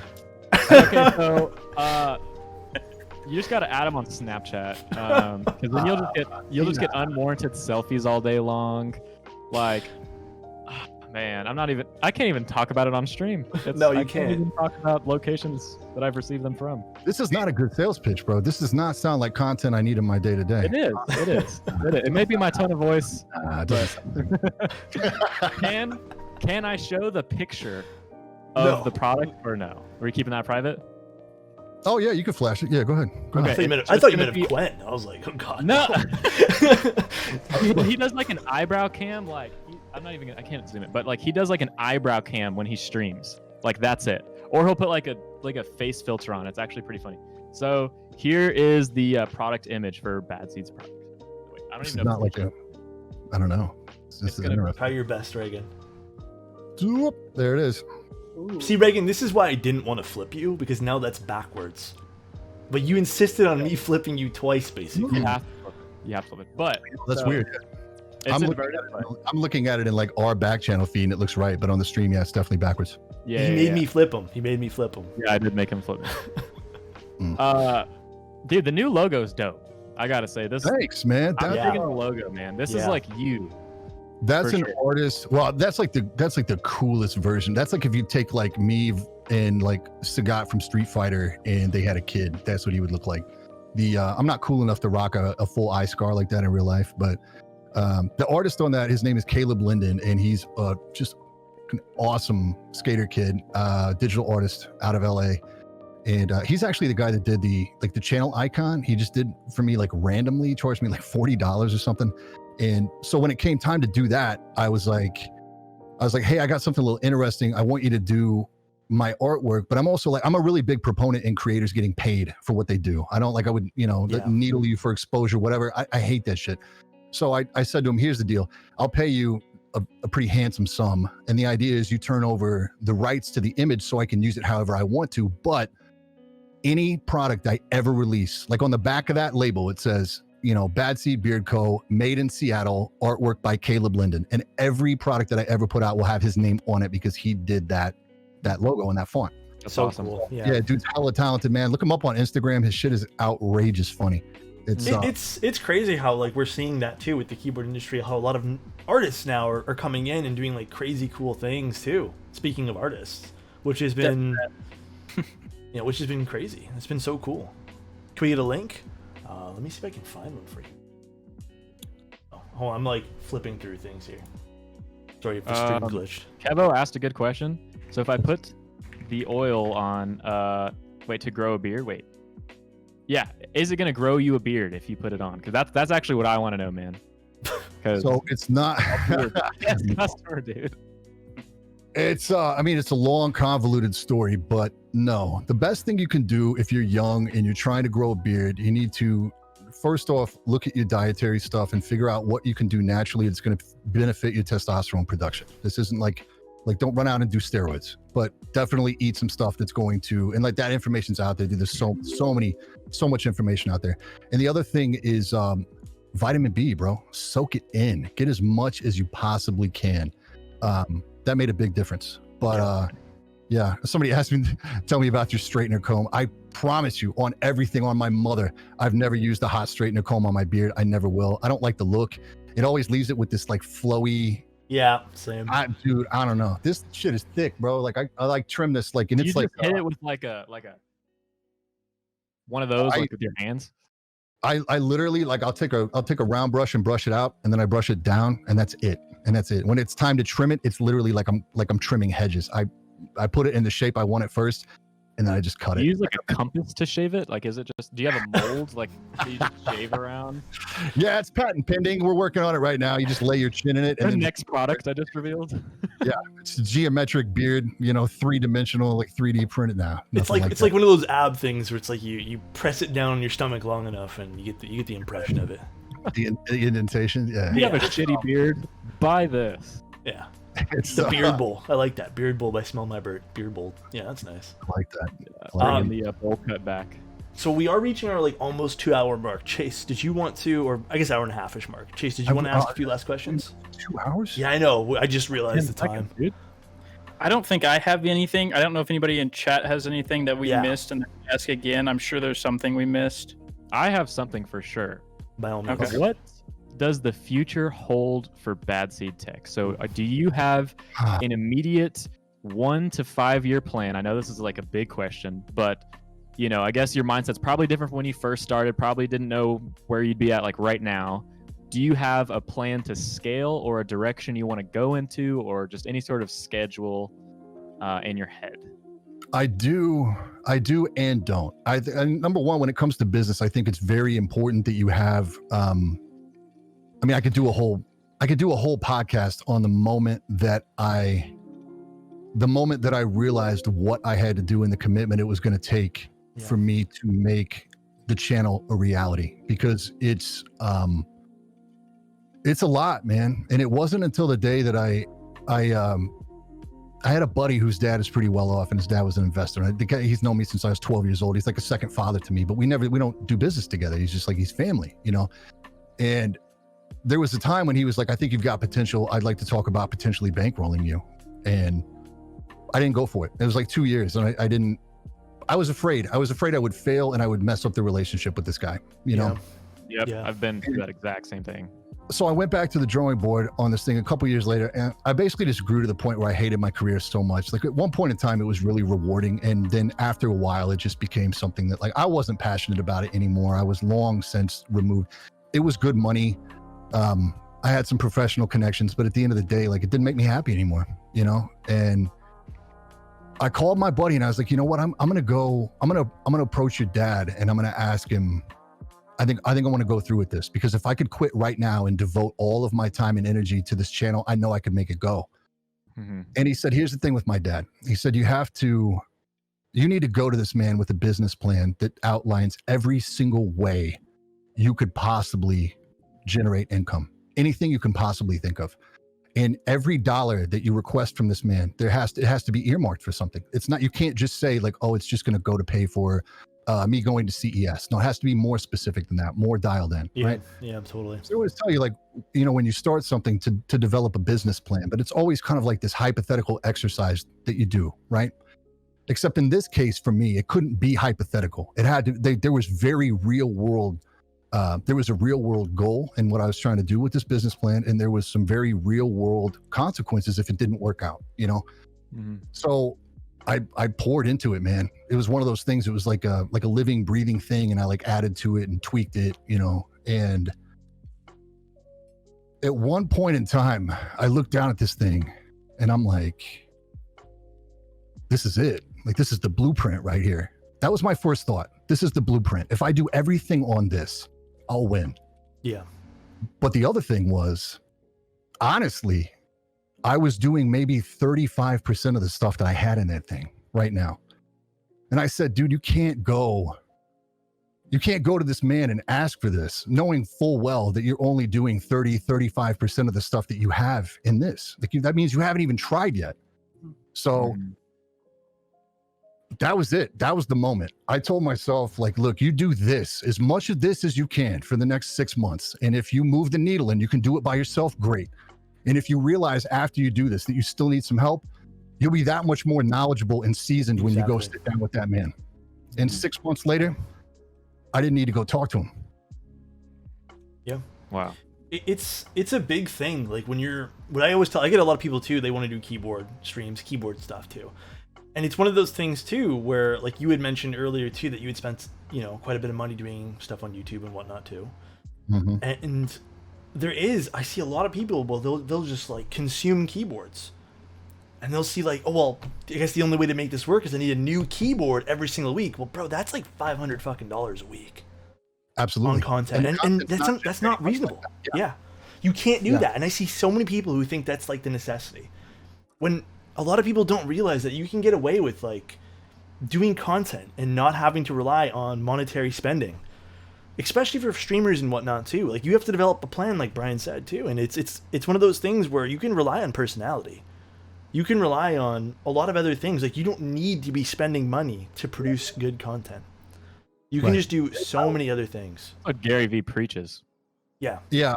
I always tell, like, especially when I'm buying gear, like, because there's that whole thing where, like, where you can do your whole channel on your phone. Dude, Hefe is an amazing example of this. What that guy can do with a cell phone it's mind-boggling, bro.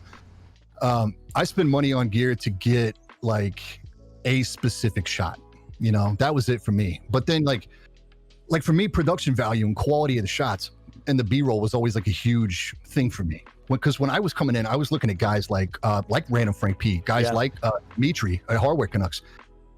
Dude, watching Dimitri do a his shots are crazy. Bro, did you win an Oscar for that? Like, it's insane. And so like stuff like that was really inspirational for me coming in. Yeah. But then you look at a guy like Larson who can like, I mean, dude, he's killing it. It's humor. He's not playing on production value. He's killing it. It's the fastest freshman year rookie breakout we've ever seen. And You know, he's not getting by. You gotta love it, man. Yeah. You gotta love it. You can't not root for the guy. He's amazing. Yeah, it's Glorious stuff. Like when we're talking, and I always preach this as well. Like the reason why I have cameras is I did product photography for 4 years, right? So like I have cameras from that job. But I get so many people who will be like, I need to go spend money on an A7 or 4. No, you don't. You don't need to spend that money at all. Literally mount your camera up there, do your phone, do your thing off that. Plug it in, get a dummy battery for that, or plug it in, whatever you need to do. That's all you need to do. Be creative. And I think a lot of people get caught up on spending money on gear, and then they don't have content afterwards. Need good lighting, lighting, all this stuff, and then you're not even producing content. Well, then like, you have no my content. Product pictures. Exactly. Yeah, you're not doing it. You're spending too much time on worrying about what you're shooting it with, and it's like, I don't know. For the first 6 or 7 months, every picture I uploaded as a product picture, as website, like anything, was off of an iPhone, and there's nothing wrong with that. Like it works, and it's obviously low cost of entry, and you maybe don't have a lot of capital when you start up, but it's you don't want to overextend in the beginning and spend $5,000 on a camera or do this or that. I did that. You're an example of it working, but that's dude, you could, and you could be that statistic of most businesses fail in first 5 years, and those are the types of reasons why people do fail. But it's obviously, clearly worked for you. Your production was immediately good. Well, I mean, I appreciate you saying that. My early videos still left a lot to be desired. When I came out with the early stuff, what I would do is I would go back, Tech Syndicate was huge. Logan was big at the time. I would go back and scroll all the way back and find these guys' first videos. And I was like, I don't want my video to feel like a first video. I want my video to feel like a right now current video. Yeah. And at the time, it's I did that. But then looking back on it, you're like, damn, that feels like a first video. You can't escape it. You just do your best. But I went what it is. Yeah. And I went back and looked at some of my old Twitch streams. And my old Twitch streams, I had 2 Logitech C9 whatever webcams pointed down at things. This didn't even make sense. It was so poor. And I didn't have the cam links whatever for these cameras. And I was just 3 pixels building a keyboard. And it was fun to me. It was just fun. I remember Reagan was on one of my first streams. We played video games. The first one. And when I look back at it now, even my personality, I was still very, very I guess how can I word this? Like a potato. I was literally a potato. I didn't really do much. I would sit there, I would get nervous, I would build a keyboard, and that would be the end of the stream. Wasn't really myself. And I think that's a big thing too, is be yourself. Yeah, having all the gear, there's the experience, the journey that you need to do too, with all that stuff too. There's find your personality. Yeah. I 100% agree with that, because if nothing else, anymore, I'm more myself in the content now than I've probably ever been, because when it was really hard when I first started making content, because I felt to be perceived professionally or a legitimate voice in the community, I needed to present my information the same way I would if I was in a boardroom and I was talking about Q4 financials with one of our businesses. It would be this thing I turned on. And my buddy, he does stand-up comedy. He called me one day and he's like, dude, I love the content. It shows a lot of promise, but he's like, you're boring the shit out of me. Yeah. He's like, what I want. He's like, I want the Brian that we go out and have a couple beers and you're super stoked about something and you're animated and you're excited. And I can feel you get me excited and I want to do it. He's like, until you figure out how to get that guy in front of that camera, he's like, good luck. He's like, you're not talking to a camera. He's like, look at that camera and pretend you're talking to me. And that was that. I'm loving the comedy, man. That was a big light switch, man. Big light switch. And comedy you're dropping in the videos lately, even if it's just a one-liner that you don't even pay attention to, it's quick. I was watching it, your voice. I was watching a review yesterday on that keyboard, or the other day, and I had the speakers turned all the way up, my headphones unplugged, and I was chilling with my roommate. And then you dropped the comment about Tyga, and I hit J on my keyboard. I went back 10 or 20 seconds. I was like, what? And then I had to listen to it again, and man, no, I love it. It's it sets it apart for sure. It makes me so happy that I just get to just get to slide the dick jokes in there. I'm, like an 8th grade kid. Oh, yeah, the D jokes when Glorious. Yeah, the Model D. The Model D. When you did the Manscaped thing, I was like, please tell me, you. Well, I think that's a huge part about content and everyone too. Keyboards aside, guys, one of the big things that the journey of becoming someone who's doing this stuff and being able to review things more naturally and talking about keyboards more naturally is being able to be yourself. And without this conversation, without going forward and realizing that it's okay to be yourself, like when I make mistakes on stream, dude, I own up to them immediately. It's like, oh man, that's fucking funny. Like today when I kept accidentally playing Chris Brown instead of pausing my music. Like, it was funny to me. Like, I'm not going to sit there and get nervous and shut down. It's just funny. Like, we'll just keep going. Why not? And I think a lot of people counter up on my stream. That'd be funny. And a lot of people might shut down because of those things. And I have seen people shut down because of those things. Windmills. Yeah, we're going to start that again, guys. But it's one of those things where you don't get rid of Chris Brown that easy. That's pretty good. It's one of those things where it's like, it's okay. And I think being able to review keyboards and content and review, what Brian does too on his channel, it's a different aspect when you can do it more as someone who's just being there talking like a normal human being instead of talking like, here's the back of the cookie box and I'm gonna read you guys the ingredients. Nobody wants that. Like, people want to know your thoughts. Yeah, I feel like you can do that yourself. Yeah, exactly. I feel like there has to be, and one of the things that was really important to me when I started doing it was there has to be some level of entertainment, because like it or not, some of the stuff you cover is bone dry, even for the guys that specifically are looking for the information. So if you can add anything, if you can like hit somebody with like, if you can give them a laugh, if you can hit somebody with like some nostalgia feels, bonus. That's like, that it just makes you that much more watchable and that much more relatable, because you're not hitting record on the camera and playing a character. You're hitting record and it's just you know. And it took me a long time to arrive at that. I think it took me a while to get to where I was perfectly comfortable. It's not anything that happens overnight, because like Larsa said earlier, talking to the camera is definitely a skill, but it's also like, I mean, you get used to being perceived by the people around you. You don't get to, perceived by the entirety of your sub base. It's really weird. Like when people start calling you a big channel, I don't feel like a big channel. Yeah. I make the same videos I always make. I do it the same way I've always done it. I got lucky. I hit 100K and I just put my head down and started grinding videos.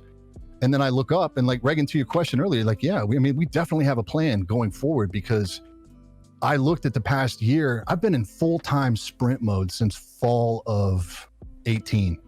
And I mean, we're talking 90, 100-hour weeks since fall of 18. Like, my actual career was a huge relief for me.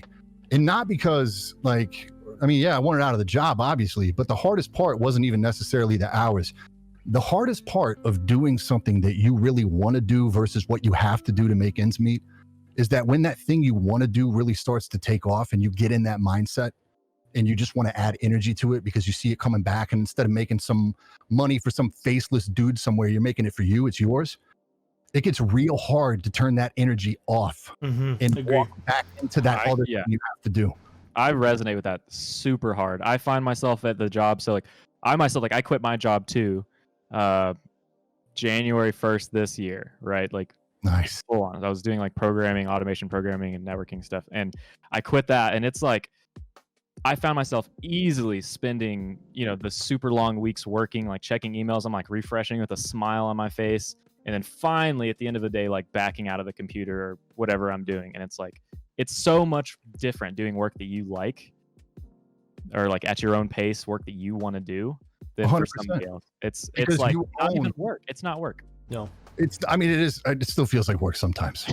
there's still like some late nights and some embargo dates that can get pretty challenging. But at the end of the day, I think the biggest part is that, like, your W is yours, and it doesn't matter how small or how big that W is. It's yours. Yeah. And when you take an L, like, nobody's going to light you up. You're not going to get a shitty email about it. Your boss isn't going to call you into his office. Like, you take that L and you take it personally. And I don't know about you, but I take an L one time and I don't ever make that mistake again. Yeah, exactly. Because I won't let myself do it. There's no problem with making a mistake and taking an L, but take it once. Like, that's a good example. Yeah. Well, learn. It's all learning stuff, right? Like what we always talk about here too. It's you have to learn. Like, that's the only way you're going to grow. And competition's a way to grow too. Like, there's tons of ways you can grow, and failing is a huge growth experience. And that's the way you have to look at it. You can't always look at things as a, man, I fucking failed, I'm gonna shut down now. It's learning. You have to learn. I gotta say, one of the biggest keys to my success was Brandon Taylor, BT Unplugged. BT's sick. Yeah. That BT. not only is his content gorgeous, but that was a guy where we both kind of got hot at the same time. I didn't know him, he didn't know me. I knew that we were in each other's lanes a lot. And so we reached out in an effort to be cool, because despite everyone's efforts to make us adversarial, I just don't believe in that. I believe that, you know, not at all. I'm a firm believer in that, you know, the rising tide, you know, what is it? The tide makes rising tide in all boats, whatever, you know, benefits everybody. If there's more, Yes. if there's more eyes, if there's, you know, Yes. so, but the thing he did for me, dude, is that his work ethic, I could not sleep. I couldn't take a day off. I couldn't be like, oh, I'm not going to do this product. I lived in the middle of the Midwest. He lives on the West Coast. So if products came over from Japan or China, whatever, he got them 3 days before me, and his video would be up, bro. Like, and it would be like, damn, I got to like, I got to get something to market. And that guy, if you don't know about him, man, he's a scientist. He does like legit, like wears a lab coat to work and does research for cancer drugs. Yeah, I mean, the dude, he's like the best guy you'd ever want to meet in your life. And his hustle game was insane. Because of him, for a full solid year, I didn't feel like I could rest. And because of that constant push back and forth, I feel like we both really grew from that. You know, I think it was a really important relationship. He was a huge inspiration to me too when I started developing. Like, I don't do too much YouTube. I'm more into the Twitch scene and written articles and stuff like that. But when I saw him and we had a little chat, and I realized that he also has a full-time job and he was doing both. I'm like, man, you do fucking both? Yeah. Like, excuse me? And I don't do as much as you do. And then that put me into gear. Right. And I'm a huge believer in the rising tides. And I think, Yezi said, rising tides lifts all ships. There you go. And I think even past that, it's just kind of like someone's success should never affect your own success. No, right? definitely not. Mentality that Kevin Hart's got that whole thing he says about how people believe that success is finite, that it's not fine. There's not, just because I got success doesn't mean I took yours. Like there's enough. Put the work in. There's a seat at the table for whoever wants to put the work in. And like Reagan, you can attest to this, man. It's not. There has to be a certain element in you where it's like a will to win thing. When you talk about sacrifice, it's not, I mean, it's not always like these major sacrifices, but tell me I'm wrong. Like, did your life have to change when you got serious about space cables? Like, you couldn't be out all the time. You couldn't sit and watch binge hours worth of television. Like, there was work to be done. You know what I mean? I haven't turned on Netflix in 11 months. I haven't done. I've had to operate. You have to operate different. You're one of the few standouts. I'm gonna take some time to lob some praise your way while we're live here. Like, there was a lot of guys that broke out right around the same time that my channel got hot, and there was people that approached me about features and like some pre-roll stuff. And you are one of the few guys, the only dude, honestly, that you and probably the guy behind Lethal. He's a strong example. But a lot of guys got the ads and they got the exposure, and it ran them right out of business. They died under the tidal wave of the business that came their way. And that was tough, man, because, you know, that video would go live and they'd have to shut their shop down the same day. And the story that I always tell when I'm talking about you is you rode that shit. You took all that stuff that came in and you're like, how can I leverage it? Where can we go? You're always looking 10 moves ahead. You're always looking at how you can grow, how you can take advantage. And I'll tell you right now, expansion is terrifying, bro. When I moved to Seattle, I did, it was like a lifetime achievement moment. I got to hire my little brother full-time for a handsome salary too. Like, he got a raise. And now him and I, after living apart for 15 years, we work in the same room 10 hours a day, 5 days a week now. You know, that's awesome, right? That's what you want. But you created opportunity. Not only that, it's cool for you too. It's absolutely cool for me. Yeah. But the thing is, like, there's a different sense of responsibility that comes with that, because now if I fail, it's not just me. Like, him, his family, they depend on that money, and that money depends on me handling the shit I need to handle to make sure that the ship keeps moving. You know what I mean? Yeah. It's different. And that's why expansion's terrifying. But it didn't stop you. It didn't stop you from securing additional warehouse space. It didn't stop you from expanding your product line. It didn't stop you from partnering with other guys, like bringing employees on to make sure you can meet the demand. That's what it takes.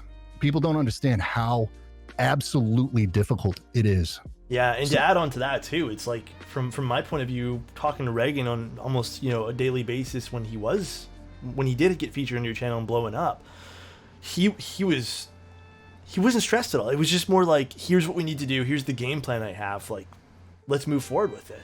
And hearing it from his perspective, and sorry. It fired him up. Yeah, it fired him up like hugely, and seeing Reagan just progress forward, it was like a straight arrow, like there was no stopping him, and he had plans. Like even to this day, like he tells me some new things he's working on. I'm like, bro, count me in. Like let's do it. Let's fucking go.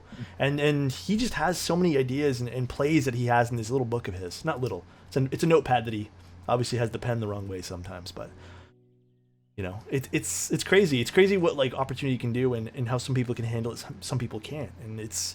The keyboard industry is a lot of that right now because it's so new. Some people don't know what to do. Like cable makers was a big thing. Like I remember when I started, I didn't know who to buy cables from. Everyone was fucking sold out 3 months. You couldn't buy anything. And then Space Cables hit me up, and I'm like, cool, I'll try this guy out. But I mean, it's literally, crazy. when I think we did that video, it was I think that video just broke a mill but too long ago.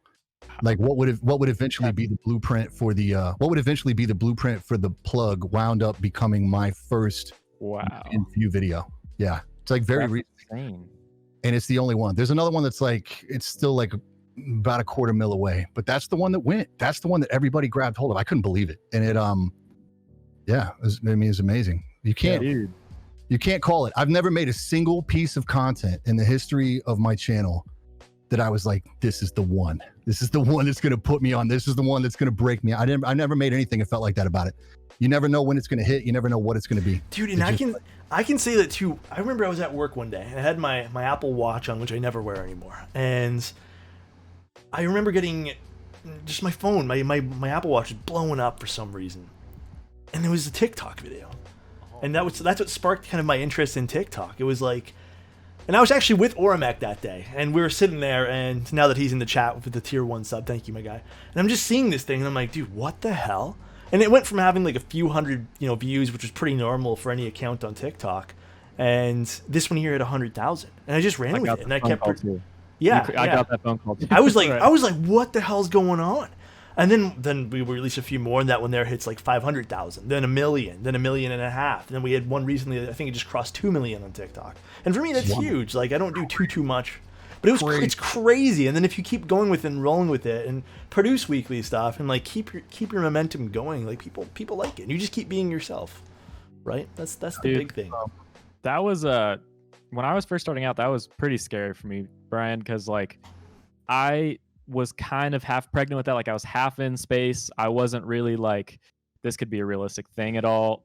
I worked 7 to 6 p.m. pretty much every day at the programming job. And then I would bartend on top of that on the weekends. And it was like super, super busy. So I didn't really have time for anything. And I was obviously aware of your videos before Chase put us in contact together, and I'd seen you like. Who was that Chase? It was Chase linked us together. Chase is low key the plug, bro. He'll like slide in. He is. He's the idea behind this. Hey, you want to go talk to this guy over here? Yeah. He fixed my acrylic case file last night. We were both on Adobe Illustrator screen share, and he came up with like a really cool solution that we'll hopefully talk about soon. But I was like, dude, Chase is definitely the plug. I love that guy. He is the plug, and he stays forming relationships behind the scenes, man. Like you always get a little skittish too. Like when somebody new slides in and they're like, hey, I need you to take a look at this. You're always like, man, who is this dude? Like, what does he want? And like, nah, man, Chase.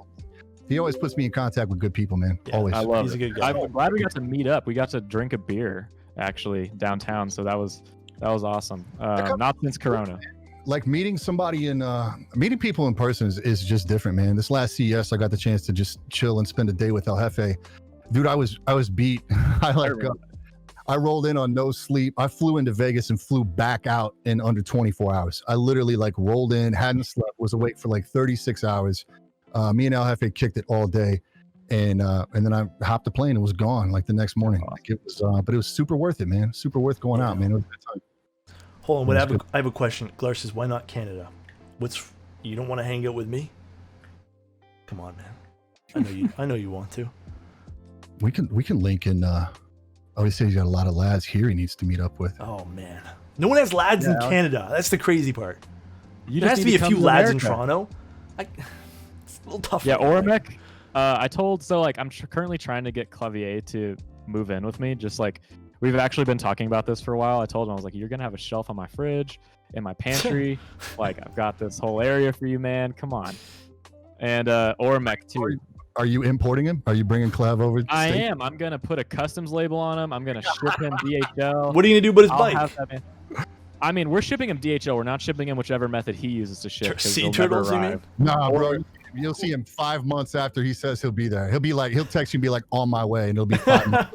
GMK said Still in the shower talking about on my way. A year later, I'm in the front driveway. Can you let me I'm in? at your front.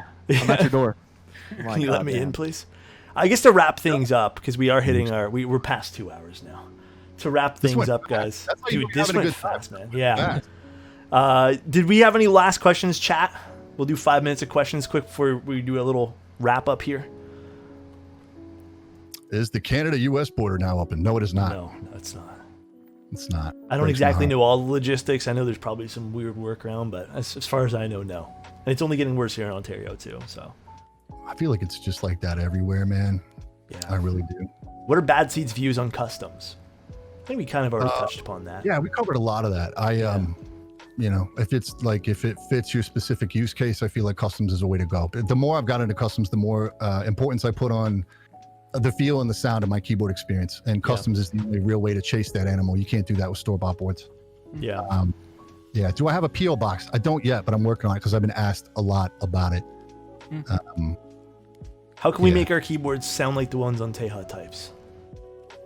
It's a good question. I feel like I just got lucky. Well, okay, Yeah. so the only keyboard I own that sounds like that, honestly, is my NK65. I think a lot of it has to do with like the giant, like cheese block of silicone noise dampening they have inside, and these Polar Pandas are sounding pretty nice. Put some GMKs on there, and you can get. This is pretty. I feel like this will be Teja approved. I like it. Glarsis has a good method too, where you just record the sound and overlay Nathan's sound. It's definitely the cheapest way to go. I feel like in terms of investment, to get the sound, that's it for sure. Super easy way. He has a whole video. Check out Glarsis on YouTube. Dude, Glarson is, I love that guy. I watch all of his videos for sure. I found him. So when we moved into the new studio space, I was trying to get a clean sound test in this new space, and I was like, for the first time, I was like, dude, I just can't get anything that sounds good. It's like no matter what I do, like the gains too or whatever, it just wasn't working out. So I actually, like in a moment of desperation, I Googled YouTube, like how to do a proper keyboard sound test, right? Thinking that like someone out there, like the multitude of people who can execute great keyboard sound tests is out. Somebody's done a tutorial on it. Glarsis is the first video I found. And if you watch that video, it is not an instructional video on how to create a good sound test at all. And I was captivated, bro. I was like, this dude is like his jokes, his edits, his sound effects. Like there's so many layers. You could watch one of his videos like 3 times and get something different every single time you watch.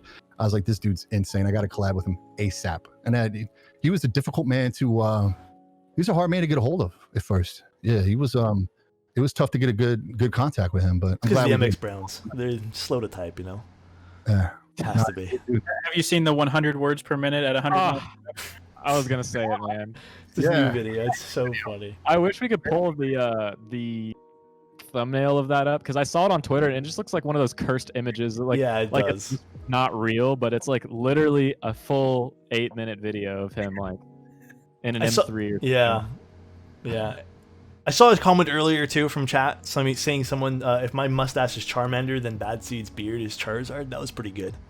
That's I like pretty that. funny. That's pretty good. I like that. Me over here. Like we just need to put our beards side by side and don't talk to me or my son ever again. Exactly. But you'll be first on my list for the care package when the beard oil stuff goes live. Sounds good.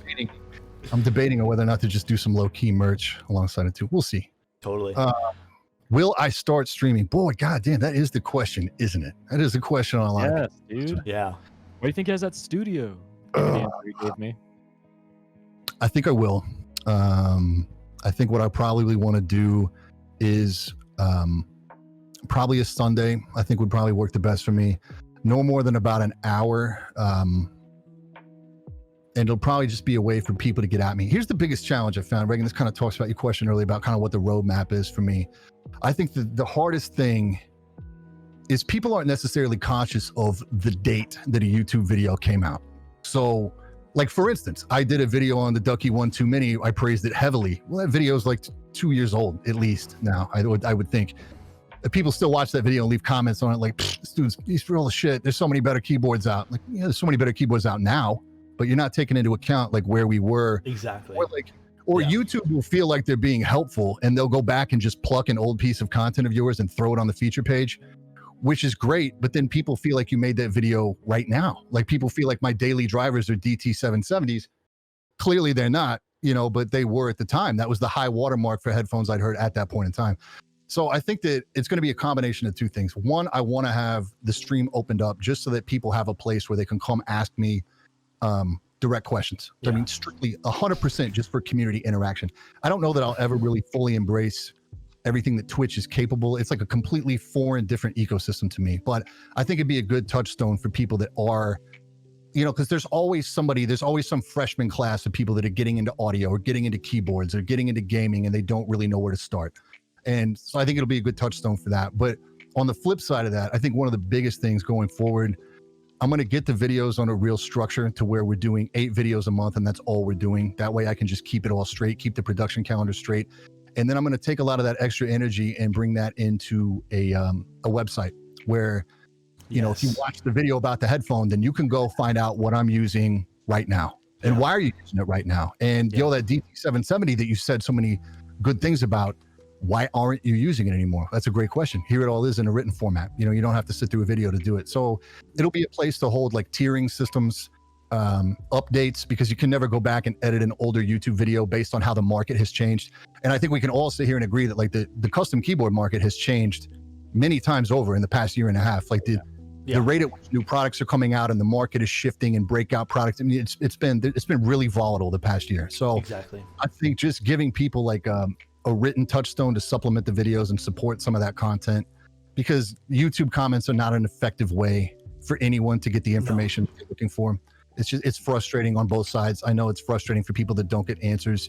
And it's one of the unfortunate side effects of a channel getting bigger is that it becomes harder to maintain that. I could wake up every day in the morning and spend 5 hours answering comments on YouTube videos and it wouldn't make a dent.